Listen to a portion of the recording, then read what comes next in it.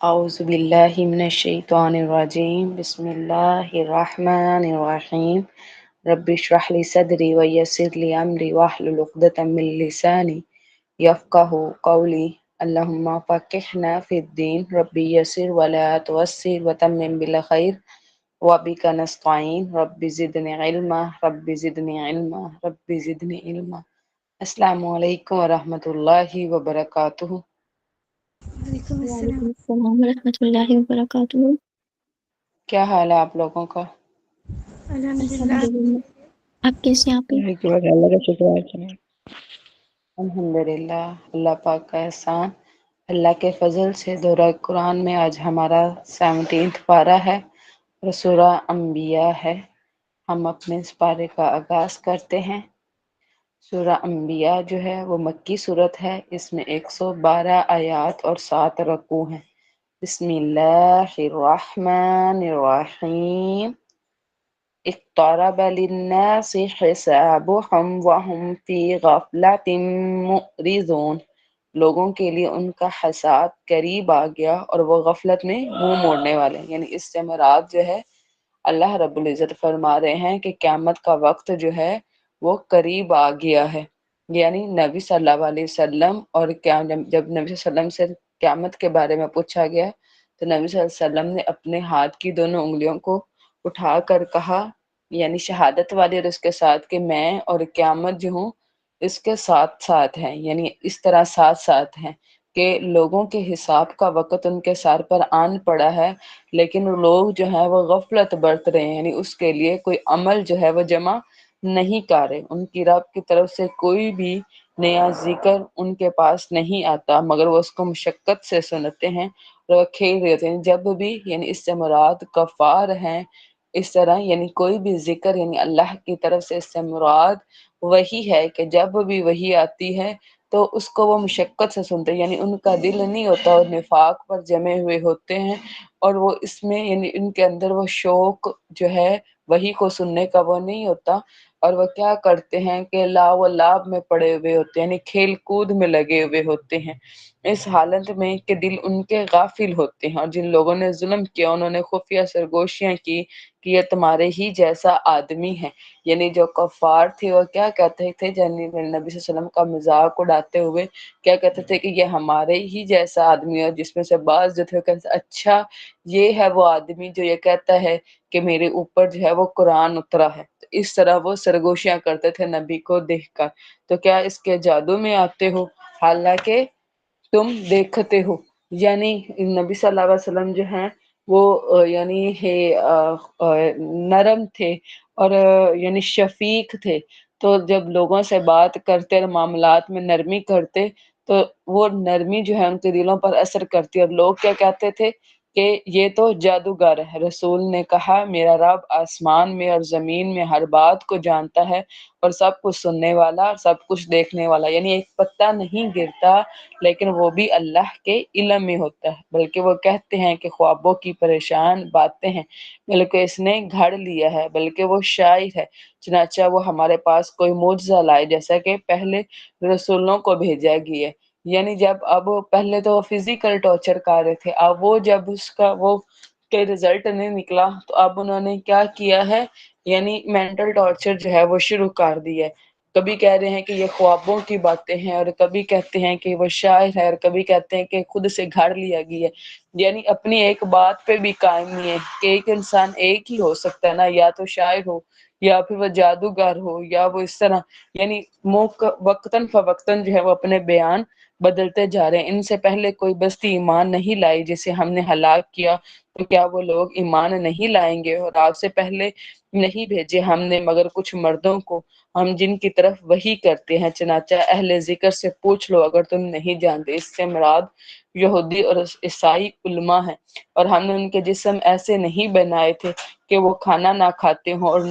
اور نہ وہ ہمیشہ رہنے والے ہیں۔ اللہ رب العزت نے انسان کو ہی نبی بنا کر بھیجا ہے جو ان سب چیزوں کا محتاج ہے۔ پھر ہم نے ان سے وعدہ سچا کر دکھایا تو ان کو اور جس کو ہم نے چاہا ہم نے درجات دی، اور حد سے گزر جانے والوں کو ہم نے ہلاک کر دے۔ بلا شبہ یقیناً ہم نے تمہارے طرف ایک ایسی کتاب نازل کی ہے جس میں تمہارا ذکر ہے، تو کیا تم سمجھتے نہیں؟ اور کتنی ہی ظالم بستیاں تھیں جنہیں ہم نے تہس نہس کر دیا، اور ان کے بعد ہم نے دوسری قومیں پیدا کی، یعنی جن لوگوں نے شرک کیا تو اللہ نے ان بستیوں کو ختم کر کے نئے لوگ جو ہیں وہ پیدا کیے۔ تو جب انہوں نے ہمارا عذاب محسوس کیا تو وہاں سے وہ بھاگ رہے تھے، یعنی جس طرح یعنی جب چوہے جو ہیں وہ پنجرے میں آ جائیں تو ان کی موت کے وقت تک ان کی بھاگ دوڑ جو ہے وہ اس کے اندر لگی رہتی ہے، ایسے ہی یعنی جب یہ جو نافرمان لوگ تھے انہوں نے جب عذاب کو دیکھ لیا تو اس بستی کے اندر پھر وہ بھاگ دوڑ رہے تھے جو ان کے کام نہ آیا، جیسے کہ قوم لوط کے اوپر جب پتھر برسائے جا رہے تھا تو ہر پتھر کے اوپر اس شخص کا نام تھا جس کو اس نے لگنا ہوتا تھا، تو جو بستی سے باہر بھی جاتا تھا وہ پتھر اس کے پیچھے پیچھے ہوتا تھا۔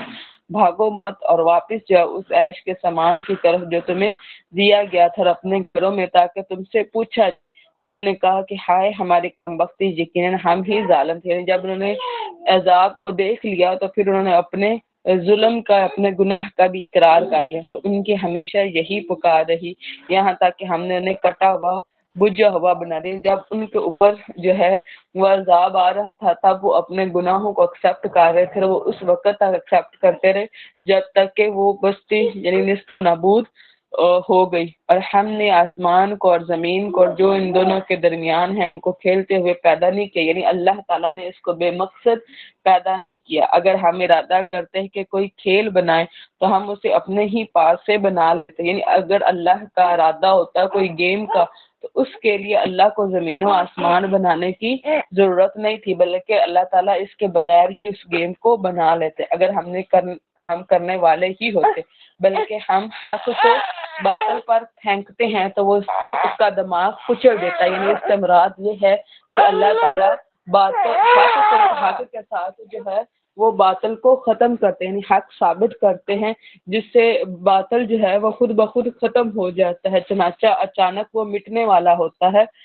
اور جو تم بیان کرتے ہو اس کی وجہ سے تمہارے لیے تباہی ہے، اور آسمانوں اور زمین میں جو بھی ہے اسی کا ہے، اور جو اس کے پاس ہے وہ اس کی عبادت سے نہ تکبر کرتے ہیں اور نہ ہی تھکتے، یعنی اس سے مراد جو ہے فرشتے ہیں، اور فرشتوں کی تعداد یعنی اتنی ہے کہ بیت المعمور میں ہر روز 70,000 فرشتے جو ہیں وہ داخل ہوتے ہیں، اور ان کا قیامت کے دن تک دوبارہ آنے کا ان کو موقع نہیں ملتا، اور زمین آسمان پر کوئی بلشت بھر بھی جگہ ایسی نہیں ہے جہاں پر فرشتے جو ہے وہ سجدہ کیے ہوئے نہ ہوں، اور وہ رات اور دن تسبیح کرتے ہیں اور وہ وقفہ نہیں کرتے، یعنی ان کی تسبیح ان کو الہام کی ہوئی ہے، جس طرح انسان کو انسان کی سانس الہام کی ہوئی ہے کہ جیسے اب میں بات بھی کر رہی ہوں لیکن ساتھ میں سانس بھی لے رہی ہوں، ایسے ہی جو فرشتے ہیں وہ اپنا کام بھی کر رہے ہوتے ہیں اور ساتھ میں جو ہے وہ اللہ کی تسبیح بھی بیان کر رہے ہوتے ہیں۔ یا انہوں نے زمین سے معبود بنا رکھے ہیں کہ وہ کسی کو زندہ کریں گے، اگر ان دونوں میں اللہ تعالیٰ کے سوا اور بھی معبود ہوتے تو ان دونوں میں ضرور فساد برپا ہوتا، یعنی اللہ کے علاوہ کوئی اور معبود ہوتے تو ان میں کیا ہونا تھا، فساد ہو جانا تھا، کہ ہر معبود نے اپنا حکم جو ہے وہ رائج کرنے کی کوشش کرنی تھی۔ عرش کا رب اللہ تعالیٰ پاک ہے ان سے جو وہ بیان کرتے ہیں، وہ جو کچھ کرتا ہے اس کے بارے میں اس سے سوال نہیں کیا جاتا، اور انہی سے سوال کیا جاتا ہے، اللہ ایسے عظیم ہے کہ ان سے کوئی پوچھ نہیں سکتا، بلکہ اللہ یہ حق رکھتا ہے کہ اللہ لوگوں سے پوچھے، یا انہوں نے اللہ تعالیٰ کے سوا معبود بنا رکھے ہیں۔ آپ کہہ دیں اپنی دلیل لاؤ، یہ ان لوگوں کی نصیحت بھی ہے جو میرے ساتھ ہیں، اور ان کی نصیحت بھی جو مجھ سے پہلے ہیں، یعنی یہ قرآن جو ہے وہ پہلی کتابوں کی یعنی تصدیق بھی کرتا ہے، بلکہ ان میں سے اکثر حق نہیں جانتے، چنانچہ وہ منہ موڑنے والے ہیں۔ وَمَا أَرْسَلْنَا مِن قَبْلِكَ مِن رَّسُولٍ، اور ہم نے آپ سے پہلے کوئی رسول نہیں بھیجا مگر ہم اس کی طرف وحی کرتے رہے کہ بلا شبہ میرے سوا کوئی معبود نہیں، یعنی کوئی رسول ایسا نہیں ہے جس کو اللہ تعالیٰ نے وحی کے ذریعے نہ بتایا ہو کہ وہ لوگوں کو کس بات کی دعوت کرے، دعوت دے، چنانچہ تم میری ہی عبادت کرو۔ انہوں نے کہا کہ رحمان نے کوئی اولاد بنا رکھی ہے، وہ اس سے پاک ہے، بلکہ وہ فرشتے معزز بندے ہیں، یعنی وہ جو فرشتے ہیں یہ لوگ کیا کہتے تھے کہ فرشتے اللہ کی بیٹیاں، جبکہ وہ اللہ کی بیٹیاں نہیں ہیں، اور وہ اس سے بات میں پہل نہیں کرتے، وہ اس کے حکم پر عمل کرتے ہیں۔ یعنی فرشتے جو ہیں وہ اتنی جسارت نہیں رکھتے کہ اللہ رب العزت کے سامنے جو ہے وہ بات کر سکیں، الا یہ کہ اللہ تعالیٰ ان کو اجازت دے دے۔ وہ جانتا ہے جو ان کے سامنے ہے اور جو ان کے پیچھے ہے، اور سفارش نہیں کرتے مگر اس کے لیے جسے اللہ تعالیٰ پسند کرے۔ یعنی اللہ کی اجازت کے بغیر کوئی سفارش نہیں کر سکتا، چاہے وہ فرشتے بھی، یعنی فرشتے جو ہیں وہ مومنین کے لیے دعائیں کرتے ہیں، اور وہ تب ہی دعا کر سکتے ہیں جب اللہ رب العزت جو ہیں ان کو اجازت دیتے ہیں اور اس کے خوف سے ڈرنے والے ہیں۔ اور ان میں سے جو کہتا ہے کہ بلا شبہ اللہ تعالیٰ کے سوا میں معبود ہوں، تو اس کو ہم جہنم کی سزا دیں گے۔ یعنی جو بھی یعنی اس طرح یعنی اپنے آپ کے الہ ہونے کا جو ہے کہتا ہے، تو اس کے لیے اللہ رب العزت نے جہنم ہی تیار رکھی ہے۔ ظالموں کو ہم ایسے ہی بدلہ دیا کرتے ہیں۔ اولم یر الذین کفروا، اور جن لوگوں نے کفر کیا انہوں نے دیکھا نہیں کہ یقیناً آسمان اور زمین دونوں ملے ہوئے تھے۔ یعنی آسمان اور زمین جو ہیں آپس میں چپکے ہوئے تھے، نہ تو آسمان جو ہے وہ بارش برساتا تھا اور نہ ہی جو زمین تھی وہ نباتات اگتی تھی، تو ہم نے ان دونوں کو پھاڑ کر جدا کر دیا۔ تو اللہ رب العزت کے حکم سے یہ دونوں جدا ہو گئے، جس طرح ہماری وہ بگ بینگ تھیوری ہے نا، اسی طرح۔ لیکن یعنی جو ہے یعنی ہمارے یعنی کتابوں میں جو پڑھایا جاتا ہے کہ وہ خود بخود ہوا، وہ خود بخود نہیں ہوا، وہ بلکہ اللہ کے اذن سے ہوا، اور اس طرح ان کو پھاڑ کر زمین کو جدا کر دیا گیا اور آسمان کو جدا کر دیا گیا۔ آسمان پانی برسانے لگا اور زمین جو ہے وہ نباتات اگانے لگے، اور ہم نے پانی سے ہر زندہ چیز کو بنایا۔ یعنی ہر زندگی جو ہے اس کا آغاز پانی سے ہے، جیسے انسان نطفے سے بنا ہے۔ تو کیا وہ ایمان نہیں لاتے؟ اور ہم نے زمین میں پہاڑ بنائے کہ وہ انہیں ہلا نہ دے، اور اس میں ہم نے کشادہ راستے بنائے، یعنی پہاڑوں کے ساتھ ساتھ جو راستے جن کو درے کہا جاتا ہے وہ بھی، اور دریاؤں کے ساتھ ساتھ راستے جو چلنے کے لیے آسان ہوتے ہیں تاکہ وہ رہنمائی پائے۔ اور ہم نے آسمان کو ایک محفوظ چھت بنایا اور اس کے نشانیوں سے منہ موڑنے والے ہیں۔ وَهُوَ الَّذِي خَلَقَ اللَّيْلَ وَالنَّهَارَ وَالشَّمْسَ وَالْقَمَرَ، اور وہی ہے جس نے رات کو اور دن کو اور سورج کو اور چاند کو پیدا کیا، سب ایک مقدار میں تیر رہے ہیں۔ یعنی اجرام فلکی جو ہیں وہ اپنے اپنے دائرے میں اللہ کے حکم سے گھوم رہے ہیں۔ اور ہم نے آپ سے پہلے کسی انسان کو ہمیشگی نہیں دی، یعنی اے نبی آپ سے پہلے بھی کوئی انسان ایسا نہیں تھا جس کے لیے کوئی ہمیشہ کی زندگی ہو۔ سو کیا اگر آپ وفات پا جائیں تو وہ ہمیشہ رہنے والے ہیں؟ یعنی ایسا تھا کہ جو کفار مکہ تھے اور مشرک تھے اور منافق تھے، وہ اس طرح انتظار کرتے تھے کہ آپ اس شخص کے بارے میں نعوذ باللہ انتظار کریں کہ اس پر موت جو ہے وہ واقعہ ہو ہی جائے، یعنی ایک دن تو ایسا ہوگا کہ جب یہ یعنی وفات پا جائیں گے۔ تو اللہ رب العزت جو ہے وہ مومنین سے یہ بات کر رہے ہیں کہ کیا اگر یعنی آپ وفات پا جائیں گے تو یہ لوگ جو آپ کے بارے میں یہ باتیں کر رہے ہیں کیا وہ زندہ رہیں گے؟ ہر جان موت کا مزہ چکھنے والی ہے۔ یعنی جب قیامت ہوگی تو اللہ رب العزت جب فیصلہ کر چکے ہوں گے تو وہ ایک مینڈے کی صورت میں موت کو لے کر آئیں گے۔ تو جنتیوں اور جہنمیوں سے ان کے بارے سے پوچھا جائے گا کہ کیا تم اس کے بارے میں جانتے ہو؟ تو وہ کہیں گے کہ ہاں ہم اس کو پہچانتے ہیں، ہم میں سے ہر ایک نے اس کا مزہ چکھا ہے۔ اس کا مطلب ہے کہ ہر چیز جو ہے جو ذی روح ہے اس کو موت آنی ہی ہے، اور ہم تمہیں اچھی اور بری حالات میں آزماتے ہیں۔ یعنی اللہ کی طرف سے اچھے حالات بھی آزمائش ہے اور برے حالات بھی اللہ کی طرف سے آزمائش ہے، اور ہماری طرف ہی تم لٹائے جاؤ گے۔ اور جن لوگوں نے کفر کیا ہو جب آپ کو دیکھتے ہیں تو وہ آپ کا مذاق ہی بناتے ہیں کہ کیا یہی ہے وہ شخص جو تمہارے معبودوں کا ذکر کیا کرتا ہے۔ یعنی نبی صلی اللہ علیہ وسلم جب گزرا کرتے تو ابو جہل جو ہے وہ اس طرح نبی کا مذاق اڑاتے ہوئے یہ کہا کرتا تھا کیا یہ ہے وہ شخص یعنی جو اپنے نبی ہونے کا دعویٰ کرتا ہے اور تمہارے معبودوں کا مذاق اڑاتا ہے، حالانکہ وہ خود بھی رحمان کے ذکر کا انکار کرنے والا ہے۔ یعنی اللہ رب العزت فرما رہا ہے کہ معبودوں کے بارے میں بات کرنا یہ چھوٹی بات، اور رحمان کے بارے میں کوئی بات کرنا یہ بہت بڑی بات ہے۔ تو اللہ تعالیٰ فرما رہا ہے کہ خود ان کی حالت دیکھے کہ کیسی ہے کہ یہ رحمان کے بارے میں وہ بات کرتے ہیں۔ انسان جلد باز پیدا کیا گیا ہے، یعنی عجلت والا۔ اسی طرح نبی صلی اللہ علیہ وسلم کے ایک صحابی تھے، تو اللہ نبی صلی اللہ علیہ وسلم نے فرمایا کہ اللہ تعالیٰ تمہارے اندر اس چیز کو بڑا، یعنی دو چیزوں کو بہت پسند کرتا ہے، یعنی ایک تو تمہاری عقل مندی، اور دوسرا تمہارا یعنی اطمینان ہونا، کہ تم کسی بھی چیز میں جو ہے وہ جلدی نہیں کرتے بلکہ اطمینان سے کرتے ہو۔ میں جلد ہی تمہیں اپنی نشانیاں دکھاؤں گا، سو تم جلدی طلب نہ کرو۔ یعنی اللہ رب العزت نبی صلی اللہ علیہ وسلم سے فرما رہے ہیں کہ آپ معجزوں میں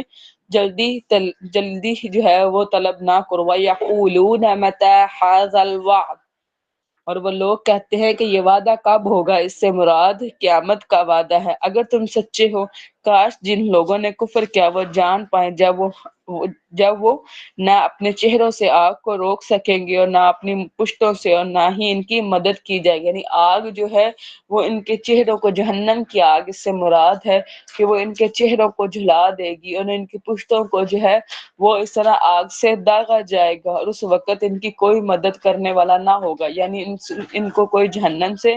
نکال نہ سکے گا، بلکہ وہ اچانک ان پر آ جائے گی، چنانچہ انہیں بدحواس کر دے گی۔ یعنی قیامت جو ہے وہ اچانک برپا ہوگی، اتنی اچانک برپا ہوگی کہ ایک شخص جو ہے وہ اپنا حوض تیار کر رہا ہوگا، اور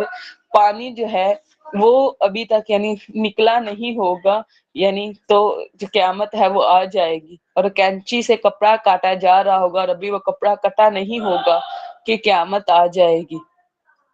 پھر وہ اسے دفع کرنے کی طاقت نہ رکھیں۔ یعنی قیامت کی سختیوں کو پھر وہ خود سے دور نہ کر سکیں، اور نہ ہی انہیں مہلت دی جائے گی، نہ ہی پھر جو ہے مہلت دی جائے گی۔ یعنی نبی صلی اللہ علیہ وسلم نے قیامت کے بارے میں 10 جو ہیں وہ نشانیاں بتائی تھی، جو بالکل یعنی قرب قیامت کی ہیں، کہ ایک تو یہ کہ دجال جو ہے وہ نکلے گا، اور دوسرا جو ہے وہ یجوج ماجوج نکلیں گے، تیسرا جو ہے سیدنا عیسیٰ ابن مریم کا اس طرح نزول ہوگا، اور پھر جو ہے آسمان جو ہے وہ دھواں دھواں ہو جائے گا، اور سورج جو ہے وہ مغرب کی طرف سے نکلے گا، اور اسی طرح زمین جو ہے وہ مشرق کی طرف سے دھنس جائے گی، پھر مغرب کی طرف سے دھنس جائے گی، پھر جزیرہ نمائے عرب سے دھنسے گی، اور پھر یمن سے ایک ہوا ہوگی، ایک آگ ہوگی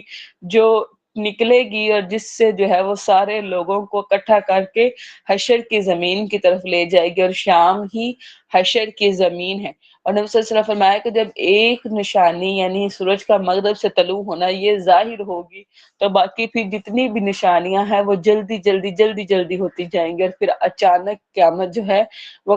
قائم ہو جائے گی۔ اور قیامت کبھی بھی کسی مسلمان پر قائم نہیں ہوگی، اللہ اس سے پہلے ایک ہوا بھیجیں گے جس سے جتنے بھی مومنین ہیں وہ وفات پا جائیں گے، اور قیامت پھر کافروں پر قائم ہوگی۔ اور بلا شبہ یقیناً آپ سے پہلے رسولوں کا بھی مذاق اڑایا گیا، تو ان میں سے جن لوگوں نے مذاق اڑایا تھا انہیں اسی نے آ گھیرا جس کا وہ مذاق اڑایا کرتے تھے۔ یعنی جس عذاب کا وہ مذاق اڑاتے تھے وہ عذاب ان پر آ پہنچا۔ آپ کہہ دے کون ہے جو رات کو اور دن کو تمہیں رحمان سے بچاتا ہے، بلکہ وہ اپنے رب کی نصیحت ہی سے منہ موڑنے والے رحمان کا مقابلہ کون کر سکتا ہے اگر وہ آپ پر عذاب لے آئے، یا ہمارے سوا ان کے معبود ہے جو انہیں بچاتے ہیں، وہ اپنی جانوں کی مدد کی بھی طاقت نہیں رکھتے۔ یعنی جس طرح سیدنا موسیٰ علیہ السلام نے اس بچڑے کو آگ لگائی اور اس کو پھینکا جو سامری نے بنایا تھا، تو وہ اپنے آپ کو بھی نہیں بچا سکتا، اسی طرح سارے معبود ہیں جو اپنے آپ کی حفاظت کی بھی طاقت نہیں رکھتے، اور نہ ہی ہمارے جانب سے ان کا ساتھ دیا جائے گا، بلکہ ہم نے ان کو اور ان کے باپ دادا کو سمانے حیات دیا، یعنی اللہ نے دنیا میں رہنے کی زندگی دی یہاں تک کہ ان کی عمریں لمبی ہوگی، تو کیا وہ دیکھتے نہیں کہ بلا شبہ زمین کو اس کے اطراف سے گھٹاتے آ رہے ہیں۔ اس سے مراد یہ ہے کہ اللہ رب العزت دن بدن جو ہے وہ کفر کو کم کرتا آ رہا ہے، کہ کفر جو ہے وہ گھٹتا جا رہا ہے، تو کیا وہی غالب آنے والے ہیں؟ یعنی ایسا تو نہیں ہے کہ ہمیشہ وہی غالب آئیں گے۔ آپ کہہ دیں میں تو وحی کے ذریعے ہی تمہیں ڈراتا ہوں، اور بہرے پکار نہیں سنتے جب کبھی انہیں خبردار کہہ رہے ہیں۔ جو اللہ کی وحی سے بہرے ہیں، اس سے مراد یہ نہیں کہ اللہ نے ان کو کان نہیں عطا کیے، اللہ نے ان کو کان دیے لیکن وہ وحی کی طرف توجہ نہیں کرتے، اور یقیناً اگر آپ کے رب کے عذاب کا ایک ہلکا سا جھونکا بھی انہیں چھو جائے تو وہ ضرور کہنے لگے ہائے ہماری کم بختی، یعنی تھوڑا سا عذاب بھی ان پر آ جائے تو وہ فوراً سے اپنے گناہوں کو جو ہے وہ ایکسیپٹ کر لیتے ہیں، یقیناً ہم ہی ظالم تھے، اور ہم قیامت کے دن انصاف کے ترازو رکھیں گے، پھر کسی جان پر کچھ بھی ظلم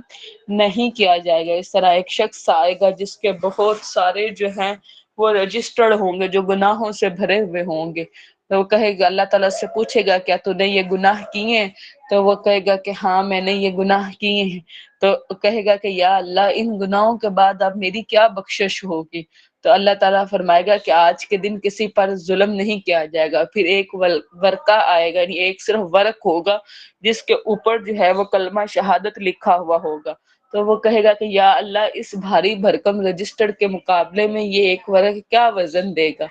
تو اللہ تعالیٰ فرمائیں گے کہ آپ دیکھیں تو صحیح۔ پھر جب اس کلمے کو اللہ تعالیٰ یعنی دوسرے ترازو میں رکھیں گے تو وہ کلمے والا ترازو جھک جائے گا اور دوسرے ترازو جو ہیں وہ اٹھ جائیں گے، یعنی کلمہ جس نے اللہ کے ساتھ کسی کو شریک نہ ٹھہرایا وہ دوزخ میں داخل نہیں کیا جائے گا، یعنی اس کو اللہ تعالیٰ جہنم نہیں دیں گے، اللہ اس کو جنت دیں گے۔ اگر رائی کے دانے برابر بھی ہوگا تو ہم اسے لے آئیں گے، اور ہم حساب کرنے والے کافی ہیں، اور بلا شبہ یقیناً ہم نے موسیٰ اور ہارون کو متقیوں کے لیے فرقان اور ذکر اور روشنی عطا کی، یعنی اللہ رب العزت نے سیدنا موسیٰ اور ہارون کو تو رات دید رات کا کیا تھا کہ فرقان تھی حق اور باطل میں، اور یہ ذکر یعنی کتاب تھی، روشنی تھی، اور وہ لوگ جو بن دیکھے اپنے رب کا خوف رکھتے اور وہی قیامت سے ڈرنے والے، انہوں نے ان کو دیکھا نہیں ہے لیکن اللہ سے اور حشر سے اور جہنم سے جو ہے وہ خوف رکھتے ہیں، اور یہ بڑا بابرکت ذکر ہے، یعنی یہ کتاب بڑی بابرکت ہے، ہم نے اسے نازل کیا ہے، تو کیا تم اس کے منکر ہو؟ یعنی تم اس وحی کے منکر ہو جس کو اللہ رب العزت نے اپنے عزیز اور جلیل القدر فرشتے کے تھرو اپنے آخری نبی سیدنا محمد صلی اللہ علیہ وسلم پر نازل کیا ہے۔ بلا شبہ یقیناً ہم نے اس سے پہلے ابراہیم کو اس کی سمجھ بوجھ عطا کی تھی، یعنی سیدنا ابراہیم کو دین کی سمجھ بوجھ جو ہے اور شریعت کی سمجھ بوجھ جو ہے وہ اللہ نے عطا کی تھی، اور ہم ہی اسے جاننے والے ہیں۔ اذ قال لأبيه وقومه ما هذه التماثيل، اور جب اس نے اپنے باپ سے اور اپنی قوم سے کہا کیا ہے یہ مورتیاں؟ تماثیل جو ہے وہ مثل سے نکلا، یعنی کسی کی اہو بہو جو ہے وہ شکل بنانا، چاہے کہ وہ مصوری ہے پینٹ کی صورت میں، یا پھر جو ہے وہ بتوں کو یعنی سنگ تراشی جو ہے پتھروں کو تراش کے جو ہے وہ بت بنانا، اور چاہے کہ وہ لکڑی کے بت بنانا، سب اسی کے اندر ہی جمع ہوں گے، یا مورتیاں جن کے لیے تم جم کر بیٹھنے والے ہو۔ اس سے مراد یعنی عاکفون سے مراد یہ ہے کسی کا مجاور بن جانا کہ وہاں سے اٹھنا ہی نہ اور اس کے ارد گرد ہی رہنا۔ انہوں نے کہا ہم نے اپنے باپ دادا کو ان کی عبادت کرنے والا پایا۔ جب سیدنا ابراہیم نے ان سے کوسچن کیا تو ان کے پاس کوئی لاجیکل آنسر نہیں تھا، صرف اس دلیل کے کہ یہ ہماری رسم جس طرح اب بھی ہماری یعنی ہمارے خاندانوں میں بڑی اس طرح کی چیزیں ہیں جو غلط ہے، تو جب پوچھا جاتا ہے تو وہ کہتے ہیں کہ بڑوں سے ہی ایسے چلتا آ رہا ہے اور اب ہم اس کو نہیں توڑیں گے۔ ایسے ہی انہوں نے بھی صرف یہ دلیل دی کہ ہم نے اپنے باپ دادا کو اسی پر ہی پایا ہے۔ ابراہیم نے کہا بلا شبہ تم اور تمہارے باپ دادا یقینی کھلی گمراہی میں ہیں۔ انہوں نے کہا کیا تم ہمارے پاس واقع ہی حق لائے ہو؟ یعنی اب جو ہے وہ قوم کا جو ایک شعور ہے وہ اجاگر ہو رہا ہے کہ وہ واقع ہی سوچنے لگ گئے ہیں کہ کیا تو واقع ہی حق لایا یا تم کھیلنے والوں میں سے، یا صرف ہمیں ایک طرح کی یعنی ہمارے ساتھ مذاق کر رہے کہ ہمارا صرف یعنی جس طرح ڈسٹربنس کریٹ کرنا ہوتا ہے کہ صرف وہ ایک سوسائٹی میں ڈسٹربنس کریٹ کرنا چاہ رہے۔ اس نے کہا بلکہ تمہارا رب وہی ہے جو آسمانوں اور زمین کا رب ہے، جس نے انہیں پیدا کیا اور میں اس بات پر گواہوں میں سے ہوں۔ اور اللہ کی قسم یعنی سیدنا ابراہیم نے جو ہے وہ اللہ کی قسم اٹھائی، میں تمہارے بتوں کے لیے ضرور ایک خفیہ تدبیر کروں گا، اس کے بعد کہ تم پیٹ پھیر جاؤ، یعنی میلے کے دن جب تم سب جو ہے اس کی طرف چلے جاؤ گے تو میں اس بات کی ایک یعنی آپ لوگوں کو ظاہری صورت جو ہے دلیل وہ بتاؤں گا۔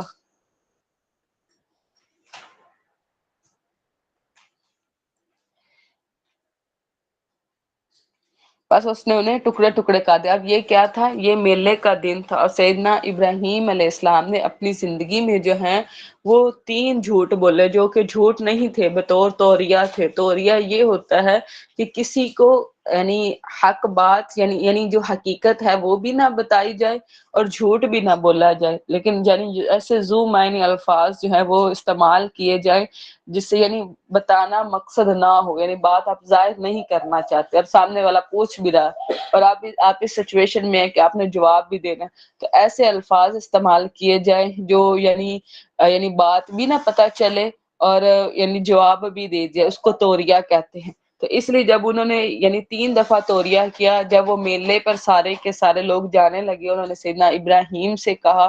کہ آپ ہمارے ساتھ چلے، تو سیدنا ابراہیم نے کہا کہ میں بیمار ہوں. یعنی اس سے مراد وہ فزیکل بیماری نہیں تھی، بلکہ کیا تھا کہ میں اس بات میں تکلیف میں ہوں کہ تم لوگ جو ہے وہ اس طرح بتوں کی پوجا کے لیے آج جا رہے ہو. ٹھیک ہے. اور اسی طرح ہی جب وہ سیدہ سارہ کے سارے ایک دفعہ سفر پر نکلے تھے، تو بادشاہ نے دیکھا کہ ان کی بیوی جو ہے سیدہ سارہ وہ بہت خوبصورت ہے. ان کو پتا چلا، بادشاہ نے سیدہ سارہ کو طلب کیا. پہلے انہوں نے سیدنا ابراہیم کو طلب کیا، تو سیدنا ابراہیم نے کہا کہ وہ میری بہن ہے، کیونکہ مومن جو ہے وہ آپس میں بہن یعنی آپس میں بھائی بھائی ہیں. اور اس وقت کائنات میں صرف 2 ہی لوگ تھے جو اس طرح ایمان رکھتے تھے. پھر نبی سیدنا ابراہیم واپس آ کے انہوں نے سیدہ سارہ سے یہ بات کی، اور انہوں نے کہا کہ اب آپ میری اس بات کی لاج رکھیے گا. جب سیدہ سارہ کو طلب کیا گیا اور اس نے یعنی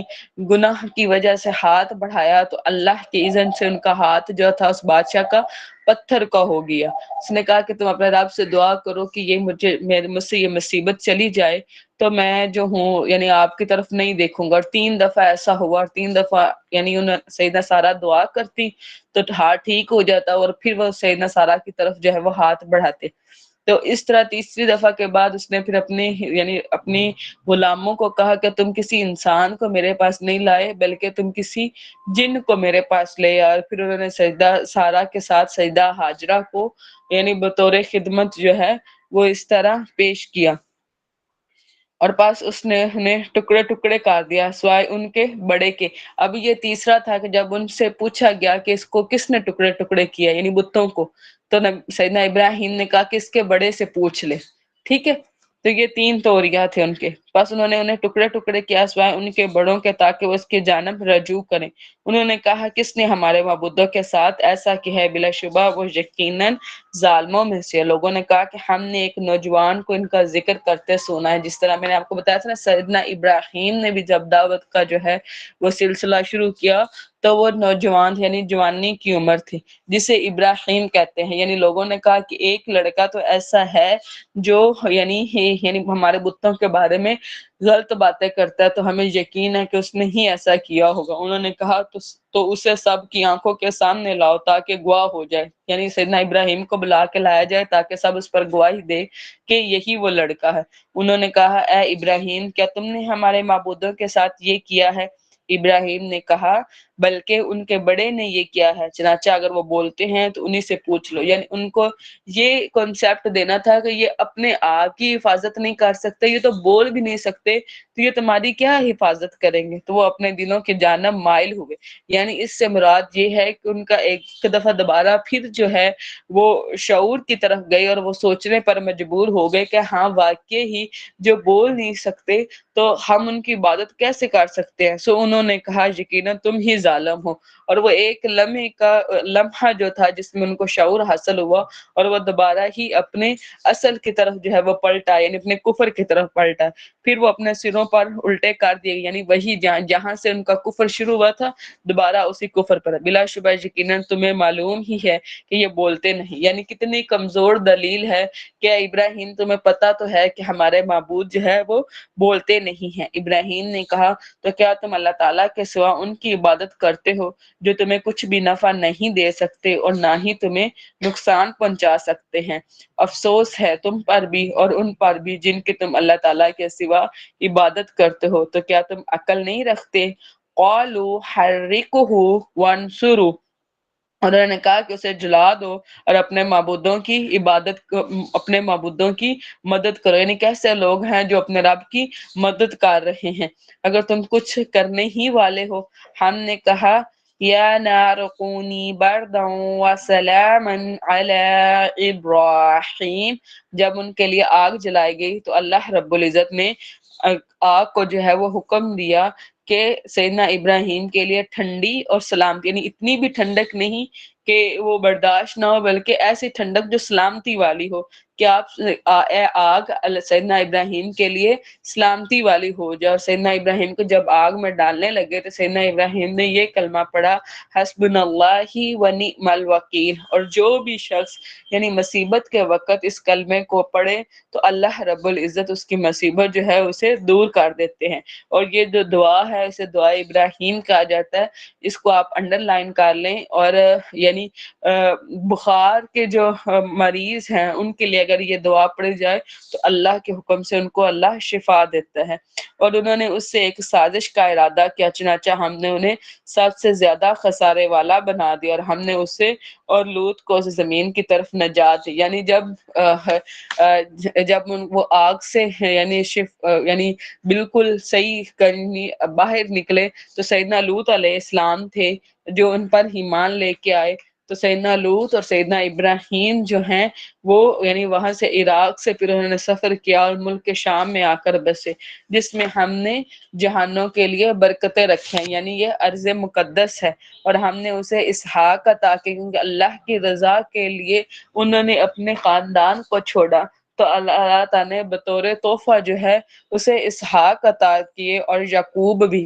جو تھے وہ پوتے تھے، اس لیے اللہ رب نے فرمایا کہ زائد نام کے طور پر، اور یہ دونوں جو ہیں وہ نبی تھے۔ اس طرح اللہ کی راہ میں جب ہم کوئی چیز اس طرح چھوڑ دیتے ہیں تو اللہ اس کے بدلے اور زیادہ بہتر چیز جو ہے وہ اللہ عطا کرتے ہیں۔ جس طرح ہم دنیا میں اگر شراب چھوڑیں گے تو اللہ ہمیں جنت کی شراب جو ہے وہ پلائے گا۔ اسی طرح جتنی بھی یعنی اللہ کی راہ میں چیزوں کو چھوڑتے ہیں اللہ اس کا بہترین بدلہ دیتا ہے۔ اور ہر ایک کو ہم نے نیک بنایا، یعنی یہ سب نیک تھے اور ہم نے ان کو امام بنا دیا جو ہمارے حکم سے رہنمائی کرتے تھے، یعنی یہ جو ہے وہ امتوں کے امام تھے، یعنی انبیاء تھے نا، تو اللہ کے حکم سے اللہ کی رہنمائی کرتے تھے، اور ہم نے ان کی طرف نیکیاں کرنے اور نماز قائم کرنے اور زکوٰۃ ادا کرنے کی وحی کی تھی، اور وہ صرف ہماری عبادت کرنے والے تھے۔ اور لوط کو ہم نے حکمت اور علم عطا کیا، یعنی اللہ رب العزت نے سیدنا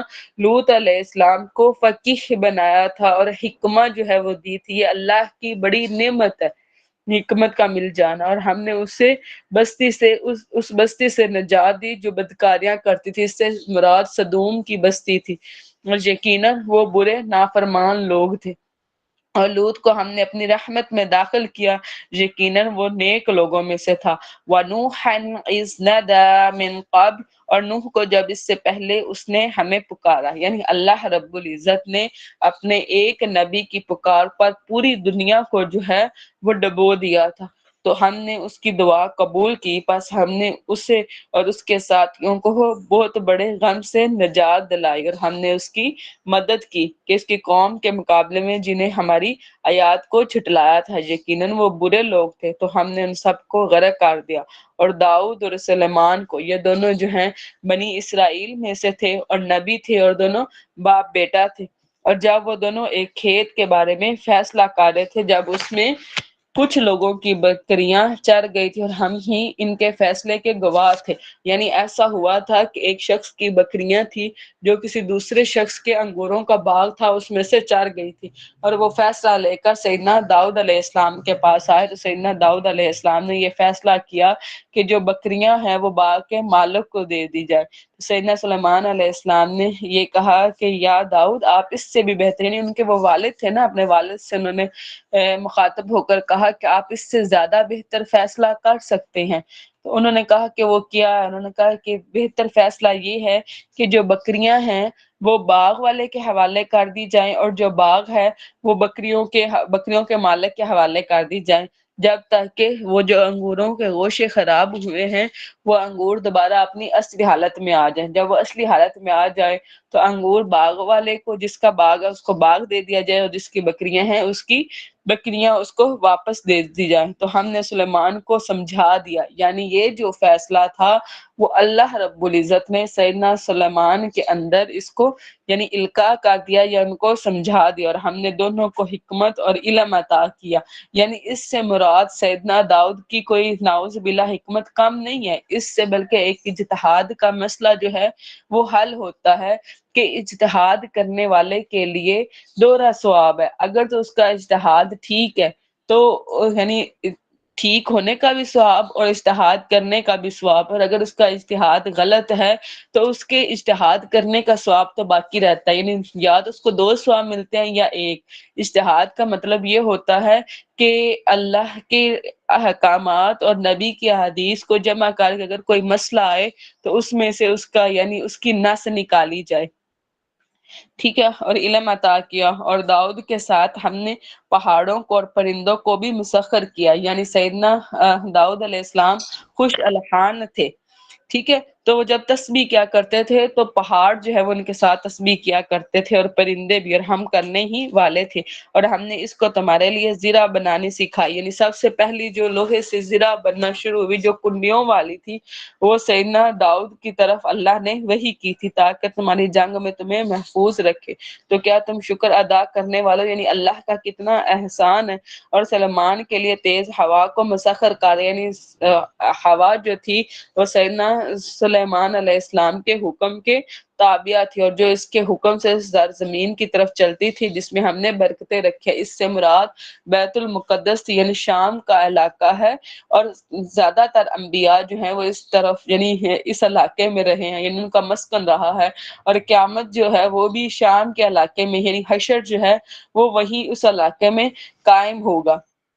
ٹھیک ہے، اور ہر چیز کا علم رکھنے والا ہے۔ اور شیاطین میں سے جو اس کے لیے غوطہ لگانے، یعنی بہت سارے شیطان ایسے تھے جو سیدنا سلیمان علیہ السلام کے زیر دست تھے۔ یہ اس لیے کہ سیدنا سلیمان علیہ السلام نے اللہ سے دعا کی تھی کہ یا اللہ مجھے ایسی بادشاہت دے جو آج کے بعد یعنی میرے بعد کسی کو نہ ملے۔ اسی لیے نبی صلی اللہ علیہ وسلم ایک دفعہ یعنی نماز پڑھ رہے تھے تو نبی صلی اللہ علیہ وسلم نے ایک جن کو پکڑا اور پھر چھوڑ دیا، اور نبی صلی اللہ علیہ وسلم نے فرمایا کہ یہ میرے بھائی سلیمان کی دعا ہے، ورنہ میں اس کو اس پیلر کے ساتھ باندھ دیتا اور تم سب جو ہے وہ اس کو دیکھتے۔ اور اس کے علاوہ دوسرے کام بھی کرتے تھے، اور ہم ہی ان کے نگہبان تھے۔ اور ایوب کو جب اس نے اپنے رب کو پکارا، سیدنا ایوب علیہ السلام جو ہیں وہ بھی اللہ کے نبی تھے اور بہت رئیس تھے کہ یقیناً مجھے تکلیف پہنچے، یعنی اللہ نے ان کو آزمائش میں شیطان کے ذریعے آزمایا تھا کہ شیطان نے ان کے جسم پر جو ہے وہ پھونک مارے، جس کی وجہ سے پورے جسم پر پھوڑے جو ہے وہ نکل آئے، اور وہ 18 سال تک جو ہے وہ اس بیماری میں مبتلا رہے۔ اور تو سب رحم کرنے والوں میں سے زیادہ رحم کرنے والا، یعنی انہوں نے پھر جو ہے اللہ تعالیٰ سے دعا کی۔ اس دعا کو بھی آپ انڈر لائن کر لیں، ربح عنی مسنی الضر وانت ارحم الراحمین۔ اور سکن کی جتنی بھی ڈیزیزز ہیں ان کے لیے یہ دعا جو ہے وہ بہت کارآمد ہے، اسپیشلی یہ جو بچیوں کے چہروں پر پمپلز وغیرہ نکل آتے ہیں، یا اس طرح کی جس طرح یہ سیاہیاں اور چھائیاں وغیرہ جو اس طرح پڑ جاتی ہیں ان کے لیے۔ تو ہم نے اس کی دعا قبول کر لی، پس اس سے جو تکلیف تھی ہم نے دور کر دی، اور ہم نے اس کے اہل و عیال اس سے دیے ہی، یعنی اللہ رب العزت نے اس کی تکلیف کے بعد اس کے اہل و عیال اس کو واپس کیے، اور ان کے ساتھ ان جیسے اور بھی، یعنی اللہ نے ان کو ایسی صحت دی کہ اس کے بعد ان کے اور بچے بھی پیدا ہوئے، اور اپنی طرف سے رحمت کے طور پر اور ان کی نصیحت کے لیے جو عبادت کرنے والے ہیں۔ اور اسماعیل اور ادریس اور ذوالکفل کو ہر ایک صبر کرنے والوں میں سے تھا، یعنی یہ سب کے سب جو ہیں وہ انبیاء تھے، اور ان کی بہترین جو وصف تھا وہ صبر تھا، اور انہیں ہم نے اپنی رحمت میں داخل کیا، بلا شبہ وہ صالحین میں سے تھے۔ ان کو جو رحمت ملی وہ اس وجہ سے کہ وہ صالح لوگ تھے۔ اور مچھلی والے کو جب وہ غصے سے بھرا ہوا چلا گیا، اس سے ہے سیدنا یونس بن متی جو ہیں ان کا ہے، یہ نینوا کے شہر کی طرف جو ہے یعنی نبی بنا کر بھیجے گئے تھے۔ جب یہ یعنی اپنی امت کو اللہ تعالیٰ کے دین کی دعوت دیتے رہے اور انہوں نے وہ قبول نہ کی، تو انہوں نے اللہ کے حکم آنے سے پہلے ہی اپنی قوم کو کہہ دیا کہ 3 دن کے بعد تم پر عذاب آ جائے گا، اور نبی جو ہیں وہ اللہ کے حکم کے بغیر جو ہے وہ ہجرت نہیں کرتے، تو اللہ کے حکم سے پہلے ہی انہوں نے جو ہے وہ ہجرت جو ہے وہ غصے میں آ کے یعنی کر لی۔ پس اس نے سمجھا کہ ہم اس پر ہرگز قابو نہ پا سکیں گے، یعنی اللہ تعالیٰ نے ان پر یعنی ان کی یعنی اجازت سے پہلے ہجرت کرنے پر اللہ تعالیٰ نے فرمایا کہ ہم قابو نہ پا سکیں گے، تو اس نے اندھیروں میں پکارا، یعنی ایسا وقت جس کشتی میں وہ سوار ہوئے اس کشتی والوں نے کہا کہ کشتی پر بوجھ زیادہ ہے تو کسی ایک کو جو ہے وہ سمندر کے حوالے کرنا ہوگا۔ تو جب کرہ ڈالا گیا تو سیدنا یونس علیہ السلام کا جو نام ہے وہ اس پر آیا، تو ان کو جو ہے وہ دریا کے حوالے کیا گیا، اور ایک جو بڑی وہیل مچھلی تھی اس نے ان کو یعنی نگل لیا، اور انہوں نے اس یعنی اندھیروں سے مراد یعنی رات کا اندھیرا، پھر سمندر کا اندھیرا، پھر صرف مچھلی کے پیٹ کا اندھیرا۔ انہوں نے کیا کہا کہ آپ کے سوا کوئی معبود نہیں، آپ پاک ہے، یقیناً میں ہی ظالموں میں سے تھا، لا الہ الا انت سبحانک انی کنت من الظالمین۔ اس کو بھی آپ انڈر لائن کر لیں، اور یہ بھی جو ہے وہ مصیبتوں سے نجات کی بہترین دعا ہے۔ چنانچہ ہم نے اس کی دعا قبول کی اور ہم نے اسے غم سے نجات دی، اور ہم نے مومنوں کو اس طرح ہی نجات دیتے ہیں۔ اور زکریا کو جب اس نے اپنے رب کو پکارا، اے میرے رب آپ مجھے اکیلا نہ چھوڑنا، اور آپ سب وارثوں میں سے بہترین وارث ہے، تو ہم نے اس کی دعا قبول کی اور اسے یحییٰ سے نوازا، اور اس کی بیوی کو اس کے لیے درست قادے، جو کہ ہم پڑھ چکے تھے کہ بانجھ تھی۔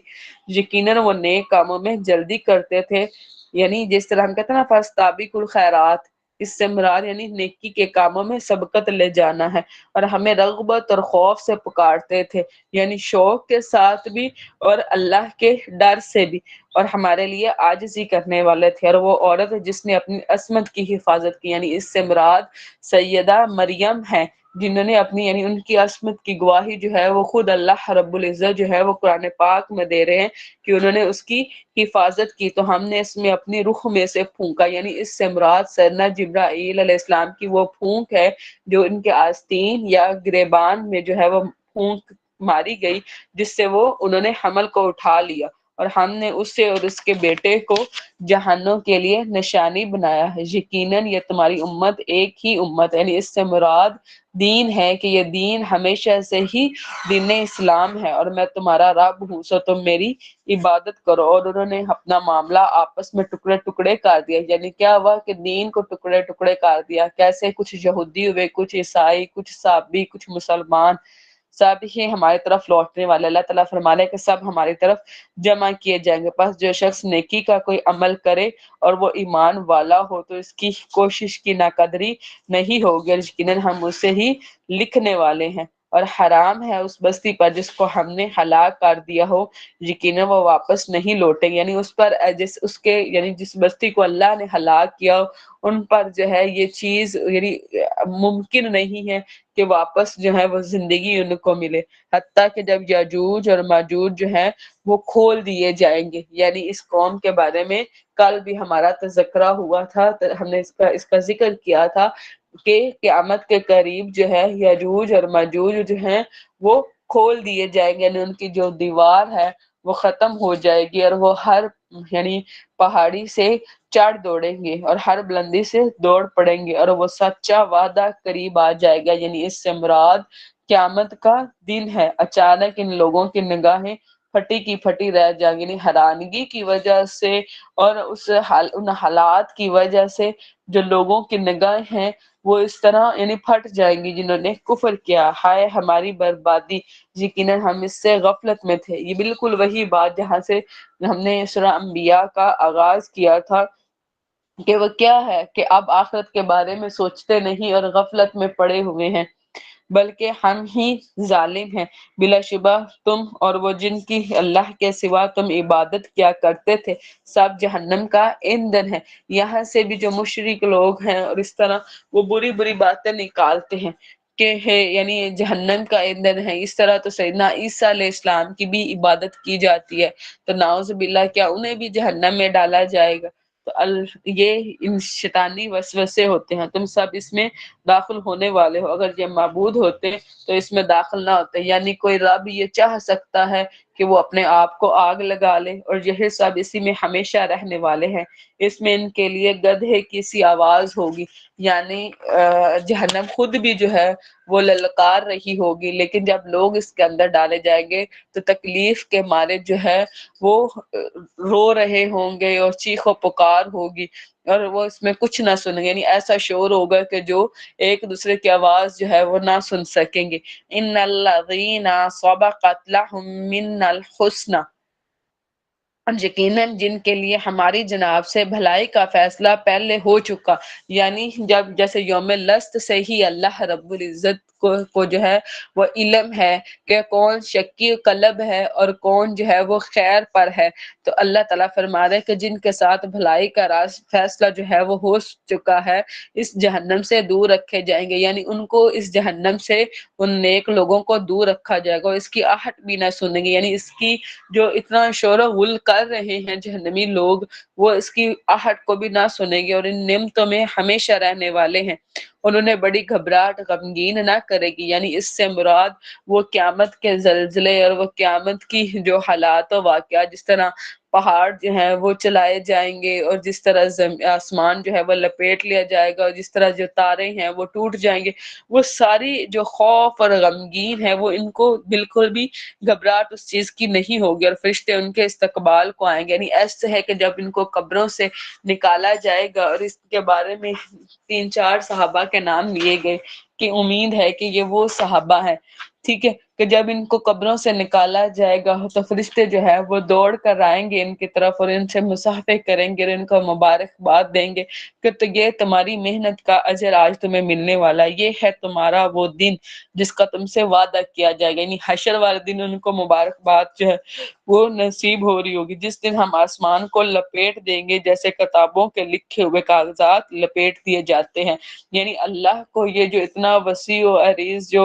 آسمان ہے اس کے لیے لپیٹنا کچھ بھی مشکل نہیں ہے، اس کے لیے اتنا آسان ہے کہ جس طرح ہم کسی کتاب کا پیج لیتے ہیں اور اس کو لپیٹ دیتے ہیں، اللہ بالکل ایسے آسمان کو لپیٹ دیں گے اور تارے جو ہے وہ بے نور ہو جائیں گے، جیسے کہ ہم نے پہلی تخلیق کی ابتدا کی تھی، اور اسی طرح ہم اس کا ادا کریں گے، یعنی جس طرح اللہ نے پہلے انسانوں کو بنایا ویسے ہی اللہ اس کو دوسری دفعہ بنائے گا، یہ ہمارے ذمہ وعدہ ہے، یقیناً ہم کرنے ہی والے ہیں۔ اور بلا شبہ یقیناً زبور میں ہم نے اس نصیحت کے بعد لکھ دیا کہ بے شک زمین کے وارث میرے نیک بندے ہی ہوں گے، یعنی یہی بات زبور میں بھی لکھی ہے، تورات میں، انجیل میں، اور قرآن بھی اس کی تصدیق کرتا ہے کہ اللہ کے زمین کے وارث اللہ کے نیک بندے ہوں گے، اس دنیا میں بھی اور جنت میں بھی، جنت کی بھی جو زمین ہوگی۔ یقیناً عبادت گزاروں کے لیے اس میں ایک پیغام ہے، اور ہم نے آپ کو نہیں بھیجا مگر سارے جہانوں کے لیے رحمت کرتے ہوئے، یعنی اللہ نے نبی صلی اللہ علیہ وسلم کے اندر رحم اور نرمی جو ہے وہ ڈال دی تھی کہ اللہ نبی صلی اللہ علیہ وسلم اپنے فیصلوں میں جو ہے وہ نرمی بدلا کرتے تھے، کبھی بھی نبی صلی اللہ علیہ وسلم نے کسی سے اس بات پر بدلہ نہیں لیا جو ان کی اپنی ذات کو تکلیف پہنچی، ہمیشہ جب بھی نبی صلی اللہ علیہ وسلم نکلے تو اللہ کے نام کی سربلندی کے لیے نکلے، آپ کہہ دے کہ یقیناً میری طرف وحی کی گئی ہے کہ بلا شبہ تمہارا معبود صرف ایک ہی معبود ہے، تو کیا تم فرما بردار بنتے ہو؟ پھر بھی اگر وہ منہ موڑے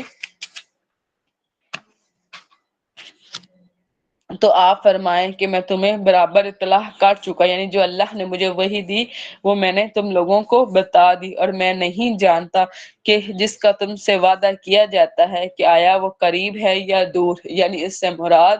قیامت ہے اور عذاب بھی ہے، اور یقیناً اللہ تعالیٰ بلند آواز سے کی ہوئی بات کو جانتا ہے، اور وہ جانتا ہے جو تم چھپاتے، یعنی اللہ کے ہاں ظاہر اور پوشیدہ برابر ہے، اور میں یہ بھی نہیں جانتا کہ شاید وہ تمہارا امتحان ہے یا ایک مدت تک کچھ فائدہ اٹھانا ہے، یعنی جو قیامت کے آنے میں جو دیر لگی ہوئی ہے، نبی صلی اللہ علیہ وسلم جو ہے وہ فرما رہے ہیں کہ مجھے نہیں پتا، یہ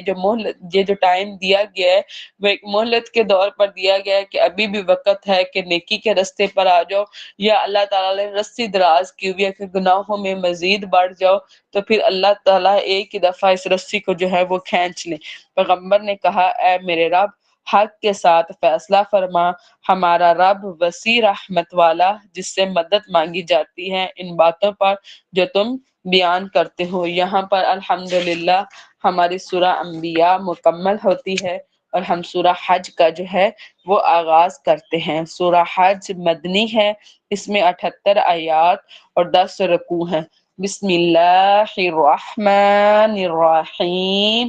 یا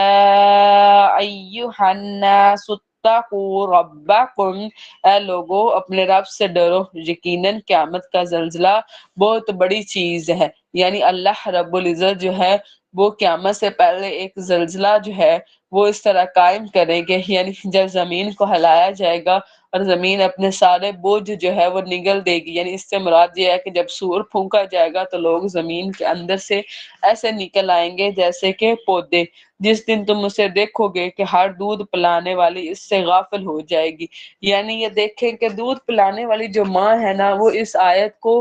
سمجھ سکتی ہے کہ اس کو پتا ہے کہ میرا بچہ جو ہے وہ فلی میرے اوپر ڈیپینڈنٹ ہے، تو وہ چاہے کس بھی حالت میں ہے، کتنی بھی تکلیف میں ہے، وہ یعنی اپنے بچے سے کبھی غافل نہیں ہو سکتی، یا کتنی بھی مصروف ہے کہ اس کو پتہ ہے۔ اور اس کے علاوہ یعنی اگر وہ دودھ نہ پلائے تو وہ خود ایک تکلیف میں جو ہے وہ مبتلا ہو جاتی ہے جو بڑی پین فل ہوتی ہے۔ تو اس یعنی وہ قیامت کا وقت ایک ایسا وقت ہے کہ دودھ پلانے والی اپنے بچے سے بھی غافل ہو جائے گی، جسے اس نے دودھ پلایا، اور ہر حاملہ اپنے حمل ڈال دے گی۔ یعنی اس وقت قیامت کی سختی اتنی زیادہ ہوگی، یعنی پریشر اتنا زیادہ ہوگا کہ جو حاملہ عورت ہوگی ان کا جو حمل ہے وہ اسقاط ہو جائے گا، ساقط ہو جائے گا، اور آپ لوگوں کو مدہوش دیکھیں گے۔ یعنی باہر سے اگر لوگوں کو دیکھا جائے گا تو جب وہ جس طرح بھاگ دوڑ رہے ہوں گے ایسا لگے گا کہ جیسے وہ نشے کی حالت میں ہیں، حالانکہ وہ مدہوش نہ ہوں گے، بلکہ اللہ تعالیٰ کا عذاب ہی بڑا سخت ہے، یعنی اللہ کا عذاب ان کے اوپر ہوگا۔ اور لوگوں میں سے ہے جو اللہ کے بارے میں بغیر علم کے جھگڑا کرتے ہیں، یعنی اللہ کے پاس ان کے پاس کوئی علم نہیں ہے لیکن اپنے پاس سے باتیں بناتے ہیں، اور ہر سرکش شیطان کے پیچھے چلتا ہے۔ جو اللہ کی پیچھے نہیں چلتا، اللہ کی شریعت کے پیچھے نہیں چلتا، تو پھر الٹیمیٹلی جو ہے وہ شیطان کے پیچھے ہی چلتا ہے، اور اسی کا ہے اور اس کے لیے لکھ دیا گیا ہے جو بھی اسے دوست بنائے گا تو یقیناً وہ اسے گمراہ کر دے گا۔ یعنی جو بھی شیطان کو دوست بنائے گا تو وہ اسے جو ہے گمراہ کر دے گا۔ اس لیے اللہ تعالیٰ نبی صلی اللہ علیہ وسلم کی حدیث ہے کہ یعنی دوست بنانے میں نا انسان کو بہت چوزی ہونا چاہیے، ٹھیک ہے، کہ نبی صلی اللہ علیہ وسلم نے فرمایا کہ اگر تم ایسے شخص کو دوست بناؤ گے جو خوشبو فروخت ہوگا تو یا تو یہ ہے کہ وہ تمہیں یا تو کوئی تھوڑی خوشبو جو ہے وہ تحفہ کر دے گا، اور اگر وہ تحفہ نہیں بھی کرتا تو اس کے پاس بیٹھنے سے تم اس خوشبو سے معطر تو ہوتے رہو گے، یعنی خوش تو ہوتے رہو گے۔ اور اگر تم بھٹی جلانے والے کو اپنا دوست بناتے ہو تو اگر وہ تمہیں آگ میں نہ بھی ڈالے لیکن اس کے پاس بیٹھے ہوئے وہ دھوئیں کی جو سیاہی ہے وہ تو تمہیں پہنچ رہی ہے۔ اس لیے دوست بنانے میں بہت غور کے صالحین کا ساتھ ہمیشہ جو ہے وہ مانگا کرے، کہ صالح شخص اگر آپ کو اپنے منہ سے کوئی بات نہیں بھی بتاتا نا، کوئی اللہ رسول کی بات، کوئی دین کی بات نہیں بھی کرتا، پھر بھی اس کے عمل سے آپ بہت ساری باتیں جو ہے وہ سیکھ سکتے ہیں۔ تو اس لیے لٹرلی ایسے لوگ جو صالح ہوتے ہیں ان کو چیز کیا کریں، کال میسج جہاں جہاں وہ جا رہے ہیں ان کے ساتھ رہی، ان کے ساتھ ایسے جڑ جائیں تاکہ خیر جو ہے وہ آپ کو مل سکے۔ تو نبی صلی اللہ علیہ وسلم کی حدیث بھی ہے کہ حشر اس کے ساتھ ہی قائم ہوگا جس کے ساتھ تم لوگ محبت رکھتے ہو۔ تو صالح لوگوں کے ساتھ رہیں تاکہ آخرت جو ہے وہ یعنی نیک لوگوں کے ساتھ ہو، اور اس کی بھڑکتی ہوئی آگ کا راستہ دکھائے گا۔ اے لوگو اگر تم اٹھائے جانے کے بارے میں شک میں ہو تو یقیناً ہم نے تمہیں مٹی سے پیدا کیا، پھر نطفے سے، مٹی سے مراد سیدنا آدم کو، پھر نطفے سے، پھر ان کی نسل جو ہے وہ نطفے سے چلی، پھر خون کے لوتھڑے سے، یعنی اس سے مراد یعنی پریگننسی کے وہ سارے یعنی سٹیجز ہیں کہ پہلے جو ہے وہ نطفہ جو 40 دن اس حالت میں رہتا ہے، اس کے بعد وہ کیا ہوتا ہے کہ وہ خون میں جو ہے وہ تبدیل ہو جاتا ہے، اور خون کے بعد کیا ہوتا ہے وہ خون کے لوتھڑے میں سے پھر گوشت کی بیٹی، پھر خون کے لوتھڑے سے وہ آہستہ آہستہ وہ جو ہے خون کی یعنی گوشت کی بوٹی کی شکل اختیار کر لیتا ہے، جس کی پوری شکل بنائے گی، یعنی اس کی پھر پوری شکل اللہ تعالیٰ اس کو ایک شیپ دیتے ہیں، اور جس کی شکل نہیں بنائے گی تاکہ ہم تم پر واضح کر دیں، یعنی دوسری طرف پھر وہ ہے کہ جس کی شکل نہیں بنتی تو وہ واضح ہو جاتا ہے کہ یہ حمل جو ہے وہ صحیح قرار نہیں پایا، اور ہم جسے چاہتے ہیں ایک مقررہ مدت تک رحموں میں ٹھہراتے ہیں، یعنی اللہ نے جس کی جتنی عمر لکھی ہوئی ہے، جتنا یعنی اللہ نے اگر اس بچے کو زندہ رکھنا ہے تو جتنے اللہ تعالیٰ نے حمل کی مدت رکھی ہوئی ہے اتنی دیر تک وہ رحم میں رہتا ہے، اور جس کی اللہ نے مدت نہیں رکھی ہوئی تو وہ یعنی ابورشن کی طرف یا یعنی ادھر کی طرف چلے جاتے ہیں۔ اور ہم تمہیں ایک بچے کی صورت نکال لاتے ہیں پھر تاکہ تم اپنی جوانی کو پہنچ جاؤ، اور تم میں سے کوئی ایسا ہے جس کو وفات دے دی جاتی ہے، یعنی کسی کو جوانی میں ہی وفات دے دی جاتی ہے، اور تم میں سے کوئی ایسا ہے جسے بدترین عمر کی طرف لٹایا جاتا ہے۔ یعنی یہ کیا ہے، عرض للعمر ہی، اور نبی صلی اللہ علیہ وسلم نے اس عمر سے پناہ مانگی ہے کہ تاکہ وہ جاننے کے بعد وہ کچھ بھی نہ جانے، یعنی اس کا عقل جو ہے وہ آہستہ آہستہ دوسرے اعضاء کی طرح عقل بھی کمزور ہو جاتی ہے۔ اور آپ زمین کو مردہ پڑی ہوئی دیکھتے ہیں، پھر جب ہم اس پر پانی نازل کرتے ہیں تو وہ لہلاتی ہے اور ابر آتی ہے، اور وہ ہر قسم کی خوش منظر نباتات اگا دیتی ہے۔ اس کی وجہ یہ ہے کہ بے شک اللہ تعالیٰ ہی حق ہے، اور بلا شبہ وہی مردوں کو زندہ کرے گا، اور یقیناً وہ ہر چیز پر پوری طرح قدرت رکھنے والا ہے، اور یقیناً قیامت آنے والی ہے، اس میں کوئی شک نہیں، اور بے شک اللہ تعالیٰ انہیں اٹھائے گا جو قبروں میں ہے، یعنی اللہ تعالیٰ جو قبروں کے اندر مدفون ہیں ان کو وہاں سے نکال لائے گا۔ لوگوں میں سے کوئی ایسا ہے جو بغیر علم کے، بغیر ہدایت کے اور بغیر روشن کتاب کے اللہ تعالیٰ کے بارے میں جھگڑتا ہے، یعنی علم کے بغیر جو ہے وہ جھگڑے کرتا ہے، وہ اپنا پہلو موڑنے والا ہے تاکہ وہ اللہ تعالیٰ کے راستے سے بھٹکا دے۔ یعنی وہ کیا کرتا ہے، وہ کوشش اس کی کس جانب ہوتی ہے کہ وہ لوگوں کو اللہ کی راہ سے جو ہے وہ بھٹکا دے، کیونکہ اس کو خود بھی اللہ کے راستے کا علم نہیں ہوتا تو وہ دوسرے لوگوں کو بھی اس راستے سے بھٹکانا چاہتا ہے۔ اس کے لیے دنیا میں رسوائی ہے، یعنی وہ دنیا میں بھی ذلیل ہوگا، اور ہم قیامت کے دن اسے آگ کا عذاب چھکھائیں گے۔ یہ ان کی وجہ سے ہے جو تیرے دونوں ہاتھوں نے آگے بھیجے، یعنی دنیا میں جو تم نے اعمال کیے کہ اللہ کے راستے سے روکا تو اس وجہ سے ان کو دنیا اور آخرت کی ذلالت کا سامنا کرنا پڑے گا، اور بلا شبہ اللہ تعالیٰ اپنے بندوں پر کبھی ظلم کرنے والا نہیں ہے۔ اور لوگوں میں سے کوئی ایسا ہے جو کنارے پر رہ کر اللہ کی عبادت کرتا ہے، یعنی یہ ایسے لوگ تھے کہ جب نبی صلی اللہ علیہ وسلم مدینہ آئے تو آس پاس کے قبیلوں کے لوگ نبی صلی اللہ علیہ وسلم کے پاس آیا کرتے تھے، اور نبی صلی اللہ علیہ وسلم کے ساتھ جو ہے وہ بیعت کر کے اسلام قبول کیا کرتے تھے۔ پھر جب گھر واپس جاتے ہیں تو ان کی بیوی جو ہے وہ بیٹا پیدا کرتی ہے، اور ان کی جو اونٹنی ہے یا ان کی جو گھوڑی ہے وہ بچہ دیتی تو کہتے کہ ہاں یہ تو دین بڑا اچھا ہے، لیکن جب ان کے اوپر کوئی آزمائش آ جاتی یا کوئی تکلیف یا کوئی مصیبت آتی تو کہتے کہ یہ دین تو بہت برا ہے، اور پھر وہ کیا کرتے کہ اس دین کو چھوڑ دیا کرتے تھے، یعنی کیا کرتے تھے، کنارے پر رہ رہ کر عبادت کرتے تھے۔ یعنی اسلام کے اندر جس طرح کہ اللہ تعالیٰ کا حکم ہے کہ اسلام کے اندر پورے کے پورے داخل ہو جاؤ، وہ ایسے نہیں کرتے تھے بلکہ کنارے کنارے پر رہ کر عبادت کیا کرتے تھے۔ پھر اگر اسے فائدہ پہنچتا ہے تو اس پر مطمئن ہو جاتے ہیں، یعنی اس دین پر خوش ہو جاتے ہیں، اور اگر اسے کوئی آزمائش آتی ہے تو چہرے کے بعد پلٹ جاتے ہیں، یعنی دوبارہ وہی کفر کی حالت کی طرف چلے جاتے ہیں۔ اس نے کہا دنیا بھی خسارہ اٹھایا اور آخرت میں بھی یہی کھلا خسارہ، یعنی ان کے لیے دنیا بھی گم ہو گئی اور آخرت بھی۔ وہ اللہ تعالیٰ کے سوا اس کو پکارتے ہیں جو اسے نہ نقصان دے سکتا ہے اور نہ ہی نفع، یعنی اللہ کو چھوڑ کر وہ کسی بھی ہستی کو پکار لے وہ کوئی فائدہ نہیں دے گی اور نہ ہی کوئی نقصان پہنچاتے ہیں، یہی دور کی گمراہی ہے۔ وہ اس کو پکارتے ہیں جس کا نقصان اس کے نفع سے زیادہ قریب ہے، یقیناً وہ برا دوست ہے اور یقیناً وہ برا رفیق ہے، یعنی اس سے مراد جو ہے وہ شیطان ہے۔ جب انسان پیدا ہوتا ہے تو اللہ تعالیٰ اس کے ساتھ ایک اس کا ہمزاد جو ہے وہ جن شیطان جو ہے وہ پیدا کرتے ہیں جسے قرین کہتے ہیں، اور وہ اس کو برائی کی طرف جو ہے وہ لے کے جاتا ہے، اور اسی طرح ایک فرشتہ بھی اس کے ساتھ جڑا ہوا ہوتا ہے جو اس کو نیکی کا حکم دیتا ہے۔ ٹھیک ہے،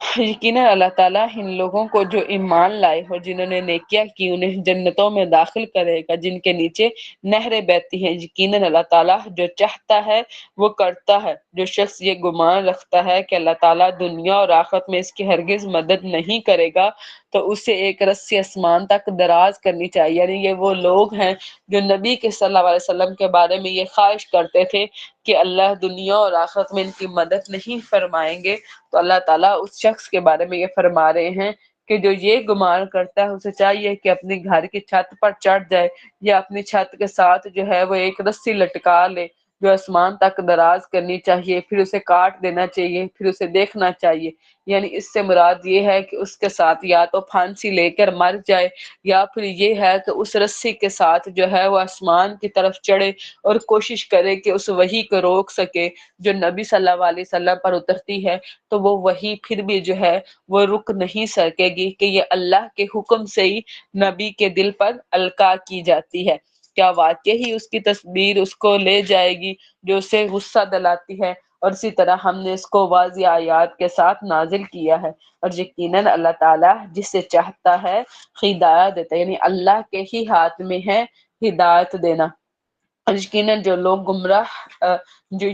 لوگ ایمان لائے اور جو لوگ یہودی بن گئے، یعنی اس سے مراد بنی اسرائیل ہے، اور سابی سے مراد جو ہے یہ بے دین لوگ تھے، اور یہ کیا کرتے تھے کہ یعنی اپنے آپ کو سیدنا نوح کے جو ہے وہ فالوورز کہا کرتے تھے، اور اس کے علاوہ سب انبیاء کا انکار کیا کرتے تھے۔ اور نصارہ سے مراد عیسائی ہیں، اور مجوسی یعنی یہ بھی جو ہے وہ ایک طرح سے سیدنا نوح کے ہی فالوور تھے، اور ان کے علاوہ دوسروں کو نہیں مانا کرتے تھے، یعنی ایک طرح کے لادینی سے لوگ تھے، اور جنہوں نے شرک کیا یعنی بتوں کی پوجا کی۔ بے شک اللہ تعالیٰ ان کے درمیان قیامت کے دن فیصلہ کریں گے۔ یہ ہر ایک دن یعنی اتنے بھی مذاہب ہیں ان کے درمیان اللہ تعالیٰ قیامت کے دن فیصلہ کر دیں گے۔ یقیناً اللہ تعالیٰ ہر چیز پر گواہ ہے۔ کیا آپ نے نہیں دیکھا کہ یقیناً اللہ تعالیٰ ہی کو سجدہ کرتی ہے؟ أَلَمْ تَرَ أَنَّ اللَّهَ يَسْجُدُ لَهُ مَا فِي السَّمَاوَاتِ وَمَا فِي الْأَرْضِ وَالشَّمْسَ وَالْقَمَرَ، اور جو کچھ آسمانوں میں ہے اور جو زمین میں ہے، اور سورج اور چاند اور تارے اور پہاڑ اور درخت اور جانور اور بہت سے لوگ بھی۔ اس طرح ایک صحابی نے نبی صلی اللہ علیہ وسلم سے فرمایا کہ یا رسول اللہ، میں نے خواب میں دیکھا ہے کہ ایک درخت جو ہے وہ نماز پڑھ رہا ہے اور میں اس کے ساتھ نماز پڑھ رہا ہوں، اور جب میں نے سجدہ کیا تو اس درخت نے بھی سجدہ کیا۔ یعنی ہر چیز جو اللہ نے تخلیق کی ہے وہ اللہ کے آگے سجدہ کرتی ہے، اور اسی طرح سورج بھی جو ہے جب غروب ہوتا ہے تو اللہ کے آگے سجدہ کرتا ہے، لیکن ایک وقت ایسا آئے گا جب اس کا سجدہ قبول نہیں ہوگا، اور اللہ تعالیٰ فرمائے گا کہ جہاں سے آئے ہو اس طرف لوٹ جاؤ، تو یہ واپس کو آئے گا اور اس دن یہ مغرب سے طلوع ہوگا۔ اور بہت سے لوگ ایسے بھی ہیں جن پر عذاب ثابت ہو چکا، اور جسے اللہ تعالیٰ ذلیل کر دیتا ہے اسے بھی کوئی عزت دینے والا نہیں، اور یقیناً اللہ تعالیٰ جو چاہتا ہے وہ کرتا ہے۔ یہ آیت سجدہ ہے، تو آپ سب نے سجدہ ادا کرنا ہے۔ یہ دو جھگڑے والے گروہ ہیں جنہوں نے اپنے رب کے بارے میں جھگڑا کیا، یعنی یہاں سے مراد بدر کے دن کا جھگڑا ہے، جب 3 لوگ مسلمانوں کی طرف سے، جس میں سیدنا علی، سیدنا حمزہ اور سیدنا عبیدہ تھے، اور 3 لوگ جو ہیں وہ کافروں کی طرف سے سامنے آئے تھے، اور انہوں نے جو ہے وہ جھگڑا شروع کیا تھا۔ تو جن لوگوں نے کفر کیا ان کے لیے آگ کے کپڑے کاٹے جا چکے ہیں، یعنی ان لوگوں نے کے لیے جنہوں نے جو کفر پر جمے ہوئے ہیں اور کفر کے لیے لڑ رہے ہیں، اللہ نے کہا ہے کہ ان کے کپڑے جو ہے وہ کاٹے جا چکے، یعنی اس سے مراد وہ گندھک کا لباس ہے جس کو جہنم کی آگ فوراً پکڑے گی۔ کھولتا ہوا پانی ان کے سروں کے اوپر ڈالا جائے گا۔ یہ پانی ایسا ہوگا کہ جب ان کے اوپر ڈالا جائے گا تو ان کی جو چربیاں ہیں وہ پگھل کر نیچے گر جائیں گی، اور ان کی انتڑیاں ٹکڑے ٹکڑے ہو جائیں گے، جس سے وہ سب پگھلا دیا جائے گا جو ان کے پیٹوں میں ہوگا، اور ان کی کھالیں بھی، اور ان کے لیے لوہے کے ہتھوڑے ہوں گے۔ جب کبھی وہ سخت گھٹن سے ارادہ کریں گے جہنم سے نکلیں، وہ اس میں لوٹا دیے جائیں گے۔ یعنی لوہے کے تھوڑے سے مراد ایک یہ بھی ہے کہ قبر کے عذاب میں جب یعنی سوال و جواب مکمل ہو جائیں گے تو ایک ایسے گونگا بہرا فرشتہ جو ہے اس شخص پر مسلط کر دیا جائے گا جس کے ہاتھ میں ایک گز ہوگا، ٹھیک ہے، اور وہ یعنی ہتھوڑے کی طرح کا، اگر اس کو پہاڑ پر مارا جائے تو وہ یعنی ریت بن جائے، تو وہ اس کو زور سے اس کے اوپر مارا کرے گا، اور جس سے وہ قبر والا جو ہے وہ اتنا چیخے گا کہ انسان اور جنوں کے علاوہ تمام مخلوق جو ہے وہ اس کی آواز کو سن لے گی۔ یقیناً جو لوگ ایمان لائے اور جنہوں نے نیکیاں کی انہیں اللہ تعالیٰ جنتوں میں داخل کرے گا جن کے نیچے سے نہریں بہہ رہی ہیں۔ اور وہاں انہیں سونے کے کنگن اور موتی پہنائے جائیں گے، اور اس میں ان کا لباس ریشم ہوگا، اور انہیں پاکیزہ بات یعنی کلمہ کی ہدایت بخشی جائے گی۔ یعنی اس کے اندر بھی جس طرح میں نے کہا نا کہ کلمہ اللہ کا ذکر جو ہے وہ ان کے اندر لا الہ الا اللہ جو ہے وہ الہام کر دیا جائے گا، اور انہیں تمام تعریفوں کے مالک کے راستے کی طرف ہدایت دی جائے گی۔ ان الذین کفروا ویصدون عن سبیل اللہ والمسجد الحرام، اور یقیناً جن لوگوں نے کفر کیا اور جو اللہ تعالیٰ کے راستے سے اور مسجد حرام سے روکتے ہیں، یعنی پہلا گناہ کیا ہے کہ اللہ کا ہی سرے سے انکار کر رہے ہیں، اور دوسرا گناہ کیا ہے کہ وہ اپنے آپ کو مسجد حرام کا متولی سمجھتے ہیں اور لوگوں کو مسجد حرام سے جو ہے وہ روکتے ہیں۔ اسی طرح ابو جہل نے بھی کہا تھا کہ اگر آج کے بعد میں نے نبی کو مسجد حرام میں یعنی اس طرح نماز پڑھتے ہوئے دیکھا تو میں اس کا سر جو ہے وہ پتھر سے کچل دوں گا۔ تو نبی صلی اللہ علیہ وسلم نے فرمایا کہ اگر وہ ایسا کرتا تو 2 فرشتے جو ہے وہ اس کے اوپر مسلط ہو جاتے، جسے ہم نے تمام لوگوں کے لیے بنایا ہے، یعنی یہ گھر تمام لوگوں کے لیے ہے جس میں مقامی باشندے اور باہر سے آنے والے برابر ہیں، یعنی مکہ کے رہنے والے لوگ بھی جو وہاں آ کر مسجد نبوی میں داخل ہوتے ہیں، اور دور دراز سے آئے ہوئے لوگ بھی، اور جو شخص کج روی سے اس میں ظلم کرنے کا ارادہ کرے یعنی اس کے اندر جو ہے وہ حاد کرے، یعنی بڑے بڑے گناہ جیسے بتوں کی پوجا کرنا یا بتوں کو لگانا یا شریعت کے خلاف ورزی کرنا، ہم اس سے دردناک عذاب کا مزہ چکھائیں گے۔ اور جب ہم نے ابراہیم کے لیے بیت اللہ کی جگہ متعین کی، یعنی اللہ رب العزت نے جب سیدنا ابراہیم کو بیت اللہ تعمیر کرنے کا حکم دیا تو اس کی جگہ بھی جو ہے وہ بھی بتائی کہ میرے ساتھ کسی کو شریک نہ بنائے، اور میرے گھر کو طواف کرنے والوں اور قیام کرنے والوں اور رکوع کرنے والوں اور سجدہ کرنے والوں کے لیے پاک رکھے۔ یعنی یہاں سے مراد ہر طرح کی پاکیزگی ہے، یعنی ظاہری صفائی بھی اور بتوں سے پاکیزگی بھی اور شرک وغیرہ سے، اور لوگوں میں حج کا اعلان کر دیا۔ یعنی جب سیدنا ابراہیم جو ہے وہ بیت اللہ کی تعمیر مکمل کر چکے تو اللہ رب العزت نے سیدنا ابراہیم کو حکم دیا کہ اب ایک پہاڑی پر چڑھ کر اس گھر کے حج کا جو ہے اس کے فرض ہونے کا اعلان کر دیں اور اس کی طرف سب کو مدعو کرے۔ اور اسی طرح نبی صلی اللہ علیہ وسلم بھی اس کی فرضیت کے بارے میں جو ہے وہ بتا رہے تھے کہ حج تم پر فرض کیا گیا ہے۔ تو ایک صحابی نے پوچھا کیا ہر سال؟ نبی صلی اللہ علیہ وسلم خاموش ہو گئے اور انہوں نے 3 دفعہ کہا۔ اس کے بعد نبی نے کہا نہیں، زندگی میں اور صاحب استطاعت پر وہ آپ کے پاس پیدل اور ہر لاغر پر اونٹ پر سوار ہو کر آئیں گے، اور وہ دور دراز راستوں سے آئیں گے، یعنی دور دراز اور سواری کے ذریعے بھی آئیں گے اور پیدل چل کر بھی آئیں گے تاکہ وہ اپنے منافع کے لیے حاضر ہوں۔ یعنی اس سے مراد دنیا کا منافع بھی، تجارت کا سامان اور وہ قربانی بھی، اور اس سے مراد آخرت کا منافع یعنی ثواب بھی ہے۔ اور چند معلوم دنوں میں یعنی اس سے مراد جو ہے 10 دن جو ہے حج کے وہ والے ہیں، اور دنوں میں چھپائے مویشیوں پر اللہ تعالیٰ کا نام ذکر کرے، یعنی اس سے مراد قربانی ہے، جس سے ہمیں یہ ریفرنس ملتا ہے کہ اللہ کے نام سے ہی ان کو ذبح کیا جائے، بسم اللہ اللہ اکبر کہہ کے ان کو ذبح کیا جائے جو اس نے انہیں عطا فرمائے ہیں۔ سو ان میں سے خود بھی کھاؤ اور تنگ دست محتاج کو بھی کھلاؤ، یعنی پہلے جو ہے وہ قربانی صرف پہلے 3 دن جو ہے وہ رکھی جاتی ہے، لیکن بعد میں پھر نبی صلی اللہ علیہ وسلم نے حکم دے دیا تو لوگ جو ہے وہ یعنی حج کے لیے جب جاتے تو وہاں پہ قربانی کا گوشت خود بھی کھاتے اور توشہ کے لیے واپس اسی پہ لے کے بھی آتے، پھر چاہے کہ وہ اپنا میل کو چیل دور کر دے۔ یعنی اس سے مراد یہ ہے کہ اپنے سر کے بال منڈوا دیں، اپنے ناخن کاٹ لیں، اپنے اوپر جو ہے وہ خوشبو لگائیں، اور جو ہے احرام کو اتار کے یعنی جو حاجی لوگ جاتے ہیں ان کے لیے کہا جا رہا ہے کہ وہ اپنا سلا ہوا کپڑا جو ہے اس کو پہن لیں اور اپنی نظریں پوری کریں۔ یعنی اس سے مراد وہ نیک منتیں ہیں جو انہوں نے مانگی ہیں، اور اس قدیم گھر کا خوب طواف بھی کریں۔ یعنی یہ 10 ذی الحج کا طواف بھی ہے جسے طواف افاضہ کہا جاتا ہے یہ، اور جو کوئی اللہ تعالیٰ کی حرمتوں کی تعظیم کرے تو اس کے رب کے نزدیک خود اسی کے لیے ہی بہتر ہے، اور مویشی جانور تمہارے لیے حلال کر دیے گئے سوائے ان کے جو تمہیں پڑھ کر سنائے جاتے ہیں، بس تم بتوں کی گندگی سے اجتناب کرو اور جھوٹی بات سے بھی پرہیز کرو۔ جھوٹی بات جو ہے وہ یعنی کبیرہ گناہوں میں سے. جب نبی صلی اللہ علیہ وسلم سے پوچھا گیا تو نبی صلی اللہ علیہ وسلم نے یعنی اتنی دفعہ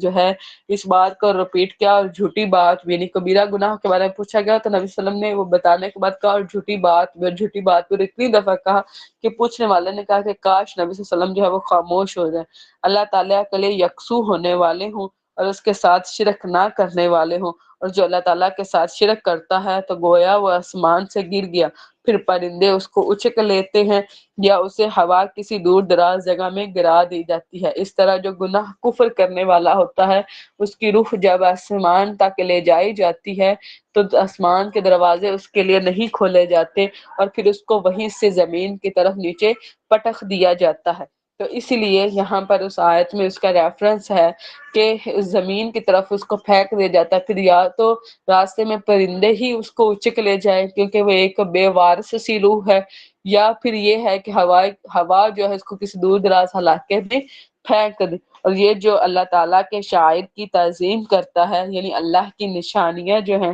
تو یقیناً دلوں کے تقوی سے ہے، جس کے اندر اللہ کا خوف موجود ہوتا ہے وہی اللہ کی نشانیوں کی تعظیم بھی کرتا ہے. تمہارے لیے ان جانوروں میں ایک مقررہ وقت تک کچھ فائدہ ہے، پھر ان کے حلال ہونے کی قدیم جگہ گھر کے پاس یعنی قربانی کے جانور کے ذبح ہونے سے پہلے اس سے فائدہ اٹھا سکتے ہیں، یعنی اس کا دودھ بھی پی سکتے ہیں اور اس پر سواری بھی کر سکتے ہیں. اس طرح ایک شخص جو ہے وہ اسے قربانی کے جانور کو لے کے جا رہے تھے تو نبی صلی اللہ علیہ وسلم نے فرمایا کہ اس پر سوار ہو جاؤ، تو اس نے کہا کہ یا رسول اللہ یہ تو قربانی کا جانور ہے. تو نبی صلی اللہ علیہ وسلم نے کہا سوار ہو جاؤ. اس نے پھر دوبارہ کہا، نبی صلی اللہ علیہ وسلم نے کہا کہ اب سوار ہو بھی جاؤ، یعنی قربان کرنے سے پہلے ان سے فائدہ اٹھایا جا سکتا ہے. اور ہم نے ہر امت کے لیے قربانی کو مقرر کیا ہے تاکہ وہ ان مویشی چپائیوں پر اللہ تعالیٰ کا نام ذکر کریں. یعنی ہر امت جو ہے وہ قربانی دیا کرتی تھی جو اس نے انہیں عطا کر رکھے ہیں. سو تمہارا معبود ایک ہی معبود ہے تو تم اسی کی فرما بردار بنو، اور آپ عاجزی اختیار کرنے والوں کو خوشخبری دے دیں. یعنی جو اللہ کے آگے جھکتے ہیں وہ لوگ کہ جب اللہ تعالیٰ کا ذکر کیا جاتا ہے تو دل ان کے کانپ اٹھتے ہیں، یعنی ان کے دل کے اندر اللہ کی محبت، اللہ کا خوف، اللہ کی خشیت جو ہے وہ امڑ آتی ہے، اور ان کے آنکھوں میں سے جو ہے وہ آنسو بہہ نکلتے ہیں اور ان کے رونکڑے جو ہیں وہ کھڑے ہو جاتے ہیں جب وہ اللہ کے ذکر کو اس طرح سنتے ہیں. اور جو مصیبت ان پر آتی ہے اس پر صبر کرنے والے ہیں، یعنی اللہ کی آزمائش پر وہ صبر کرتے ہیں اور نماز قائم کرنے والے ہیں، اور جو کچھ ہم نے انہیں عطا کیا اس میں سے خرچ کرتے ہیں. اور ہم نے قربانی کے اونٹوں کو تمہارے لیے شعائر اللہ میں شامل کیا اور ان میں تمہارے لیے بہت بھلائی ہے، سو ان پر اللہ تعالیٰ کا نام ذکر کرو گے. وہ گھٹنا باندھے کھڑے رہنے والے ہوں، پھر جب ان کے پہلو گر پڑے تو ان میں سے خود بھی کھاؤ اور قناعت پسند اور مانگنے والے کو بھی کھلاؤ. اور اسی طرح جانوروں کو ہم نے تمہارے لیے مسخر کیا تاکہ تم شکر ادا کرو. یعنی اس میں جو ہے وہ اونٹ کو نہر کرنے کا جو ہے وہ طریقہ بتایا گیا ہے کہ اس کا طریقہ یہ ہے کہ اس کا جو آگے والا بایاں پاؤں ہے اس کے گھٹنے کو جو ہے وہ باندھ دیا جائے اور اس کو کھڑے کھڑے ہی نہر کیا جائے. یعنی اس سے مراد یہ ہے کہ اس کے گردن کے پاس جو ہے وہ چھری یا کسی تیز دھار تلوار سے جو ہے وہ اس کے آگے کے حصے کی طرف جا گردن کے پاس اس کو چبویا جائے، جس سے جو ہے اس کا سارا خون جو ہے وہ نکل جائے گا اور اونٹ جو ہے وہ نیچے گر پڑے گا، اور اس کے بعد پھر جو ہے اس کا یعنی اس کی گوشت کی تقسیم ہوگی. اور نبی صلی اللہ علیہ وسلم کا یہی طریقہ تھا اونٹ کو نہر کرنے کا. اور اللہ تعالیٰ کو نہ کبھی ان کا گوشت پہنچتا ہے اور نہ ہی ان کا خون، بلکہ اللہ تعالیٰ کو صرف تمہارا تقویٰ پہنچتا ہے. یعنی یہ جو ہے یعنی جو مشرک مکہ تھے وہ کیا کرتے تھے کہ قربانی کرنے کے بعد وہ جو گوشت اور خون تھا اس میں بیت اللہ کو ملوث کر دیا کرتے تھے. تو صحابہ نے کہا کہ ہم اس کا زیادہ حق رکھتے ہیں، تو اس پر یہ آیت نازل ہوئی کہ اللہ تعالیٰ کو نہ تو یہ گوشت پہنچتا ہے اور نہ ہی یہ خون پہنچتا ہے، بلکہ اللہ تعالیٰ کو آپ کے دل کا تقویٰ پہنچتا ہے کہ کس خوشی سے آپ نے جو قربانی ہے وہ اللہ کے ہاں پیش کی ہے. نبی صلی اللہ علیہ وسلم کی حدیث ہے کہ جو صاحب مال ہو اور اس کے بعد بھی وہ قربانی نہ کرے تو اس کو چاہیے کہ پھر وہ ہماری عیدگاہوں میں نماز کے لیے نہ آئے. اس طرح اس نے تمہارے لیے ان کو مسخر کیا ہے یعنی اللہ کے حکم سے ہی جانور جو ہیں وہ ہمارے زیر دست ہیں، تاکہ تم اللہ تعالیٰ کی بڑائی بیان کرو کہ اس نے تمہیں ہدایت دی ہے، اور آپ نیکی کرنے والوں کو خوشخبری دے دے، یقیناً اللہ تعالیٰ ان کی مدافعت کرتا ہے جو ایمان لائے، بے شک اللہ تعالیٰ بڑے خیانت کار اور بہت ناشکرے کو پسند نہیں کرتا۔ انہیں بھی اجازت دے دی گئی جن سے جنگ کی جا رہی ہے، کیونکہ یقیناً ان پر ظلم کیا گیا، یعنی اس سے مراد وہ لوگ تھے یعنی جو ابتدائے اسلام میں ایمان لے کر آئے تھے، اور یہ جہاد کی پہلی آیت ہے کہ اللہ تعالیٰ نے پھر جہاد کرنے کا حکم جو ہے وہ دے دیا، اور بلا شبہ اللہ تعالیٰ ان کی مدد پر یقیناً پوری طرح قدرت رکھنے والا ہے۔ جن لوگوں کو اپنے گھروں سے ناحق نکال دیا گیا صرف اس وجہ سے کہ وہ کہتے ہیں کہ اللہ ہمارا رب ہے، اور اگر اللہ تعالیٰ کا لوگوں کو ایک دوسرے کے ذریعے دور کرنا نہ ہوتا تو یقیناً ڈھا دیے جاتے خانقاہیں اور کلیسائیں اور عبادت گاہیں اور مسجدیں، اور جن میں اللہ تعالیٰ کا کثرت سے ذکر کیا جاتا ہے۔ اللہ تعالیٰ یقیناً ضرور اس کی مدد کرے گا جو اس کی مدد کرے گا، بے شک اللہ تعالیٰ بہت قوت والا سب پر غالب ہے۔ یہ جہاد کی دوسری آیت ہے کہ اگر اللہ تعالیٰ جہاد کو اس طرح یعنی اجازت نہ دیتے تو یہ جو کافر لوگ تھے وہ تمام جگہیں جہاں پر اللہ کا ذکر کیا جاتا ہے ان کو ڈھا دیتے، تو اس لیے اللہ تعالیٰ نے ایک قوم کے ذریعے دوسری قوم کو جو ہے وہ بچا کے رکھا ہے۔ یہ لوگ ہیں اگر ہم انہیں زمین میں اقتدار عطا کریں تو وہ نماز قائم کریں، اس سے مراد جو ہے وہ مومنین ہے، اور زکوٰۃ دے اور معروف کا حکم دے اور منکر سے روکے، یعنی اسلامی حکومت کی یہ 4 ذمہ داریاں ہیں کہ وہ اس ملک میں نماز قائم کروائی جائے اور اس میں زکوٰۃ قائم کروائی جائے اور معروف کا حکم دیا جائے اور منکر سے روکا جائے، اور سب کاموں کا انجام اللہ تعالیٰ ہی کے اختیار میں ہے۔ اور اگر وہ آپ کو جھٹلاتے ہیں تو بلا شبہ ان سے پہلے قوم نوح اور عاد اور سمود کو جھٹلا چکے ہیں، وَأَصْحَابُ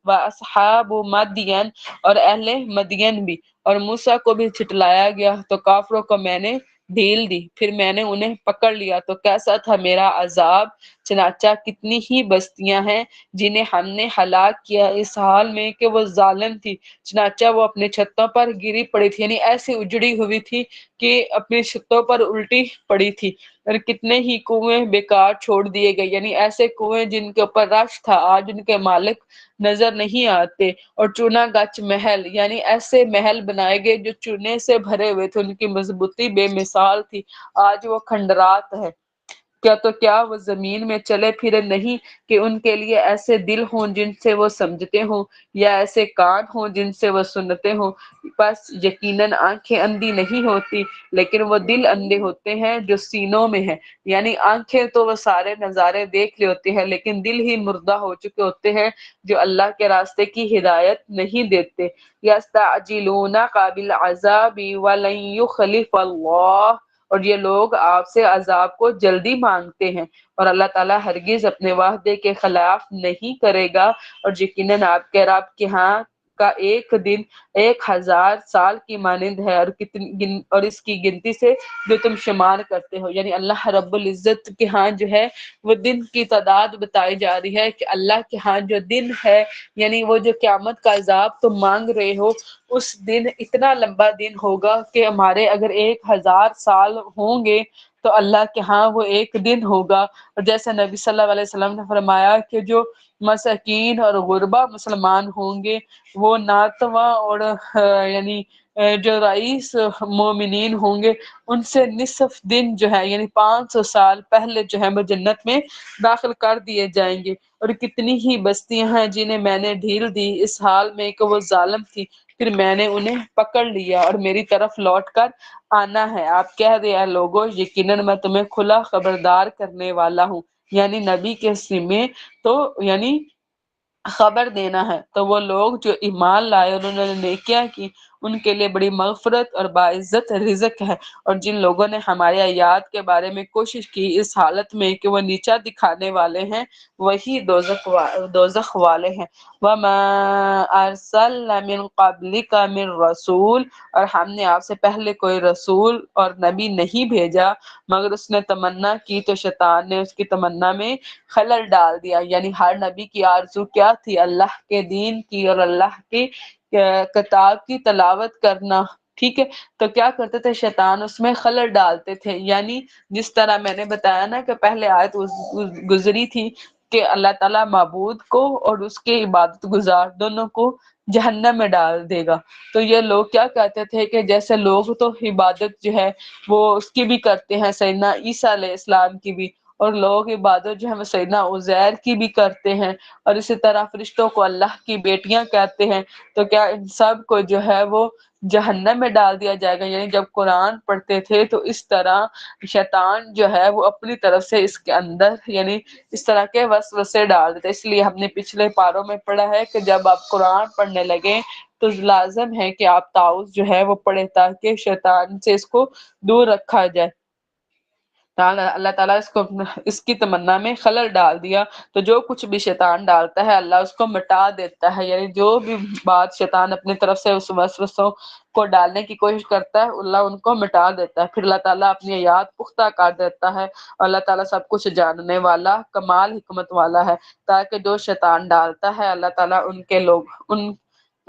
ان لوگوں کے لیے فتنہ بنا دے جس کے دلوں میں بیماری ہے اور جن کے دل سخت ہے، اور بے شک ظالم یقیناً دور کی مخالفت میں ہے. اور تاکہ جن لوگوں کو علم دیا گیا ہے جان لے کہ آپ کے رب کی جانب سے یقیناً وہ حق ہے، تو وہ اس پر ایمان لے آئے، پس ان کے دل اس کے لیے عاجز ہو جائیں. اور یقیناً اللہ تعالیٰ ان لوگوں کو جو ایمان لائے اور سیدھے راستے کی طرف ضرور ہدایت دینے والا ہے. اور جن لوگوں نے کفر کیا وہ ہمیشہ اس سے شک میں ہی پڑے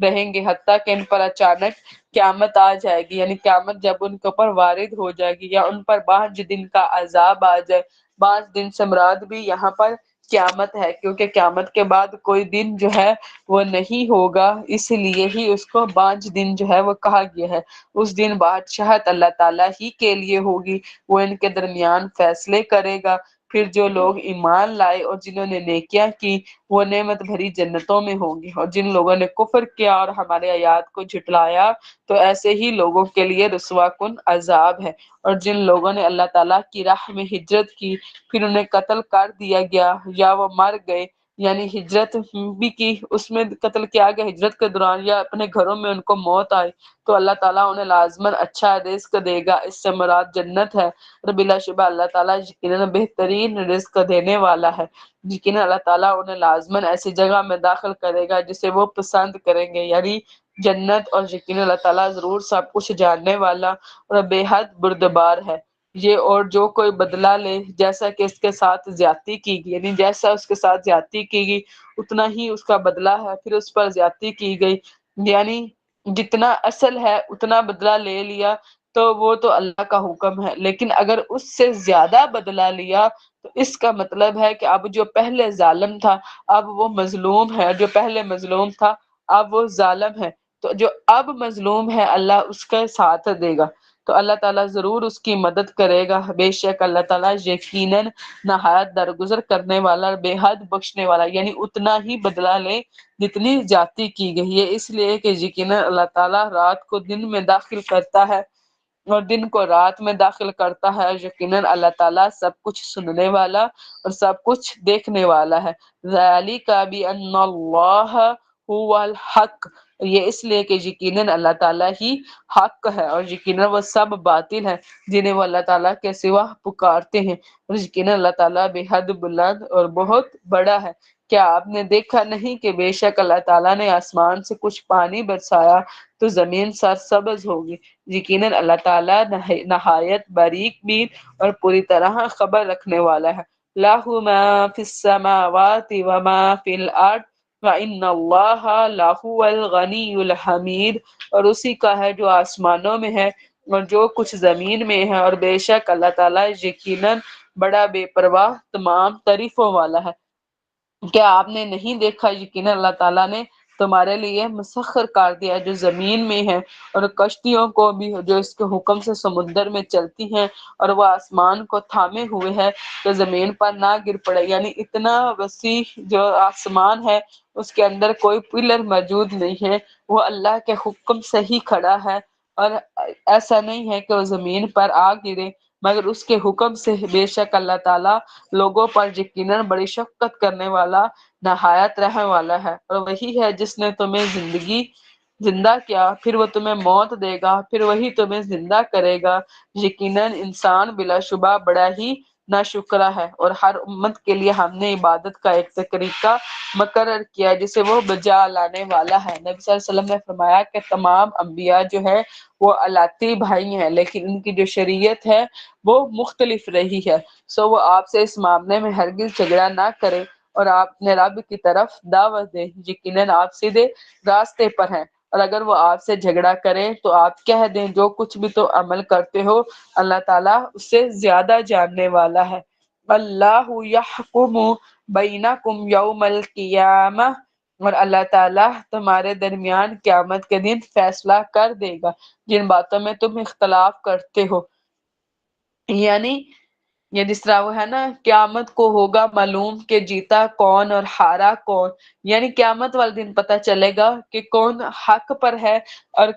کس کی بات جو ہے وہ زیادہ سچی ہے۔ کیا آپ نہیں جانتے کہ بلا شبہ اللہ جانتا ہے جو آسمان میں ہے اور جو زمین میں ہے، یقیناً یہ سب ایک کتاب میں ہے، یقیناً یہ اللہ تعالیٰ پر بہت ہی آسان ہے۔ اور اللہ تعالیٰ کے سوا وہ ان کی عبادت کرتے ہیں جس کی اللہ تعالیٰ نے کوئی دلیل نہیں اتاری، یعنی یہ اللہ کو چھوڑ کر جس کی عبادت کر رہے ہیں اس کی کوئی دلیل ان کے پاس موجود نہیں ہے، اور ان کی عبادت کرتے ہیں جن کے بارے میں انہیں کوئی علم بھی نہیں ہے، اور ظالموں کے لیے کوئی مددگار نہیں ہے۔ اور جب انہیں ہماری واضح آیات پڑھ کر سنائی جاتی ہیں تو آپ ان کے چہروں میں جن لوگوں نے کفر کیا صاف انکار پہچان لیں گے، یعنی بغض کی وجہ سے وہ قرآن سن تو رہے ہوتے ہیں لیکن ان کے چہروں سے پتہ چل رہا ہوتا ہے کہ وہ اس کا انکار کر رہے ہیں اور وہ اس کے اندر انٹرسٹ نہیں لے رہے۔ وہ قریب ہے کہ ان لوگوں پر حملہ کر دے جو انہیں ہمارے یاد پڑھ کر سناتے ہیں، یعنی وہ اس قرآن کو سن کر اتنے وحشت زدہ ہو جاتے ہیں کہ ان کے چہروں سے دیکھ کے ایسا لگ رہا ہوتا ہے کہ قریب ہی ہے کہ جو قرآن پڑھ کر ان کو سنا رہا ہے وہ اس کے چہرے پر حملہ کر دے یا اس کے اوپر حملہ کر دے۔ آپ کہہ دیں تو کیا میں تمہیں اس سے بری چیز بتاؤں، یعنی اللہ تعالیٰ فرما رہا ہے کہ اس سے بھی بری بات یہ ہے وہ آگ ہے، یعنی ابھی تو تم لوگ یہ کہہ رہے ہو نا لیکن یہ کیا ہے، آگ ہے، یعنی ایسے لوگوں کے لیے اللہ تعالیٰ نے جس کا ان سے وعدہ کر رکھا ہے جنہوں نے کفر کیا، اور بہت ہی برا ٹھکانہ ہے۔ لوگوں ایک مثال بیان کی جاتی ہے سو اسے غور سے سنو، یقیناً وہ لوگ جنہیں تم اللہ تعالیٰ کے سوا پکارتے ہو ایک مکھی بھی ہرگز پیدا نہیں کرے گی، یعنی جن کو تم معبود بنایا وہ اتنی طاقت بھی نہیں رکھتے کہ مکھی جتنی حقیر مخلوق جو ہے وہ اس کو بھی پیدا کر سکے، اگرچہ وہ سب کے سب اس کے لیے جمع ہو جائے، یعنی سارے معبود جو ہیں وہ جمع ہو جائے اور اپنی طاقت لگا لے، اور اگر مکھی ان سے کچھ بھی چھین لے تو اسے اس سے چھڑوا نہیں سکتے، یعنی مکھی ان کے ہاتھ سے کوئی چیز لے جائے تو یہ اتنی بھی طاقت نہیں رکھتے کہ اس مکھی سے اپنی وہ چیز واپس لے سکے۔ طلب کرنے والا بھی کمزور ہے اور جس سے طلب کیا گیا وہ بھی کمزور ہے، یعنی یہ عبادت کرنے والے جو شرک کرتے ہیں ان کا شرک اور یہ مشرک یہ دونوں ہی کمزور ہیں، انہوں نے اللہ تعالیٰ کی قدر ہی نہ کی جیسا کہ اس کی قدر کا حق تھا۔ ما قدر اللہ حق کا قدر، یعنی انہوں نے اللہ کو پہچانا ہی نہیں کہ اللہ کیسی عظیم ہستی ہے، اللہ کتنا طاقتور ہے، اللہ کتنا پاورفل ہے۔ جب کچھ نہیں تھا تو اللہ کی ذات تھی، اور جب کچھ نہیں رہے گا تو اللہ رہے گا، اور آسمان سے یا زمین سے اور کسی درخت سے کوئی پتا نہیں گرتا لیکن اللہ کے علم میں ہے۔ اللہ ایسا جلیل القدر ہے اور ہر مخلوق کی پیشانی کے بال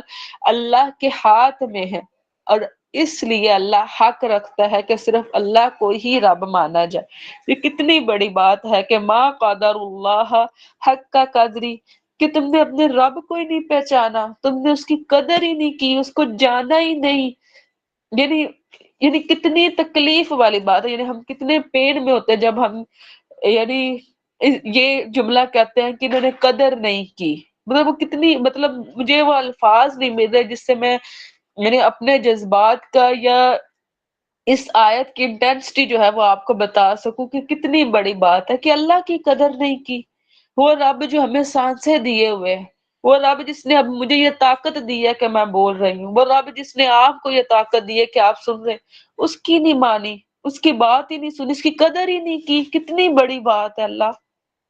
تو انہوں نے قدر نہیں کی، یعنی اللہ تعالیٰ اپنی آیت میں بتا رہے ہیں کہ انہوں نے اللہ کی قدر ہی نہیں کی جس طرح اس کی قدر کرنے کا حق تھا. ان اللہ لقوی عزیز، اور بے شک اللہ تعالیٰ یقیناً بڑی قوت والا اور سب پر غالب ہے. اللہ تعالیٰ فرشتوں اور انسانوں میں سے پیغام پہنچانے والے منتخب فرماتا ہے، یعنی اللہ تعالیٰ اپنے فرشتوں میں سے بھی ایسے فرشتوں کو منتخب فرماتے ہیں جو اللہ کی وحی کو لے کر انبیاء پر اترتے ہیں، اور انسانوں میں سے بھی اللہ ایسے لوگوں کو چن لیتا ہے جو اللہ کی وحی یعنی اس قرآن پاک کو لوگوں تک پہنچاتے ہیں. یہ بڑا عظیم منصب،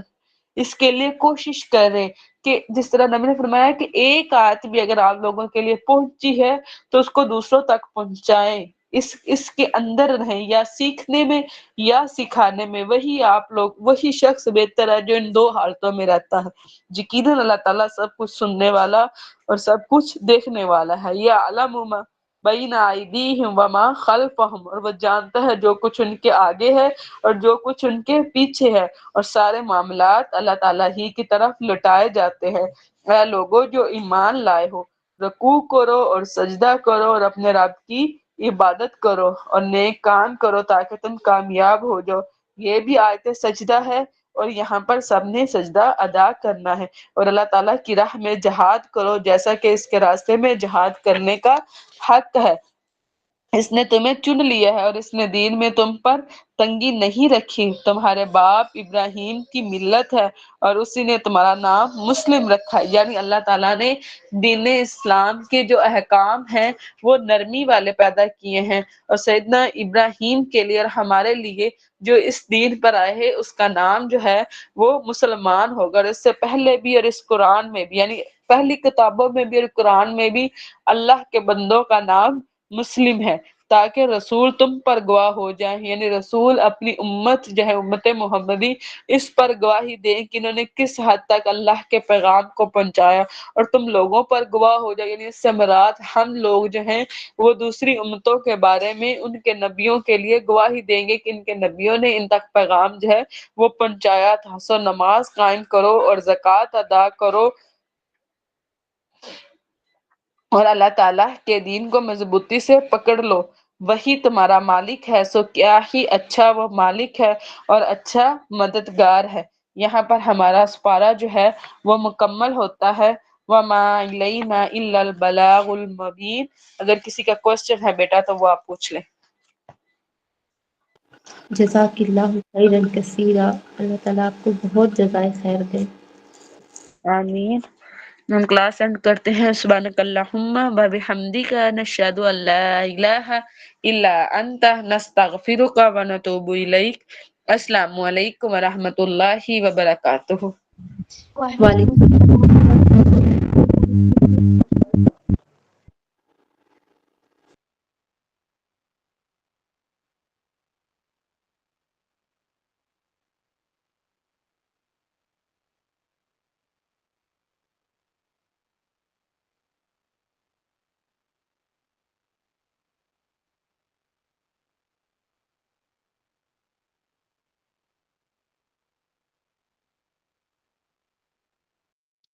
مت کرو.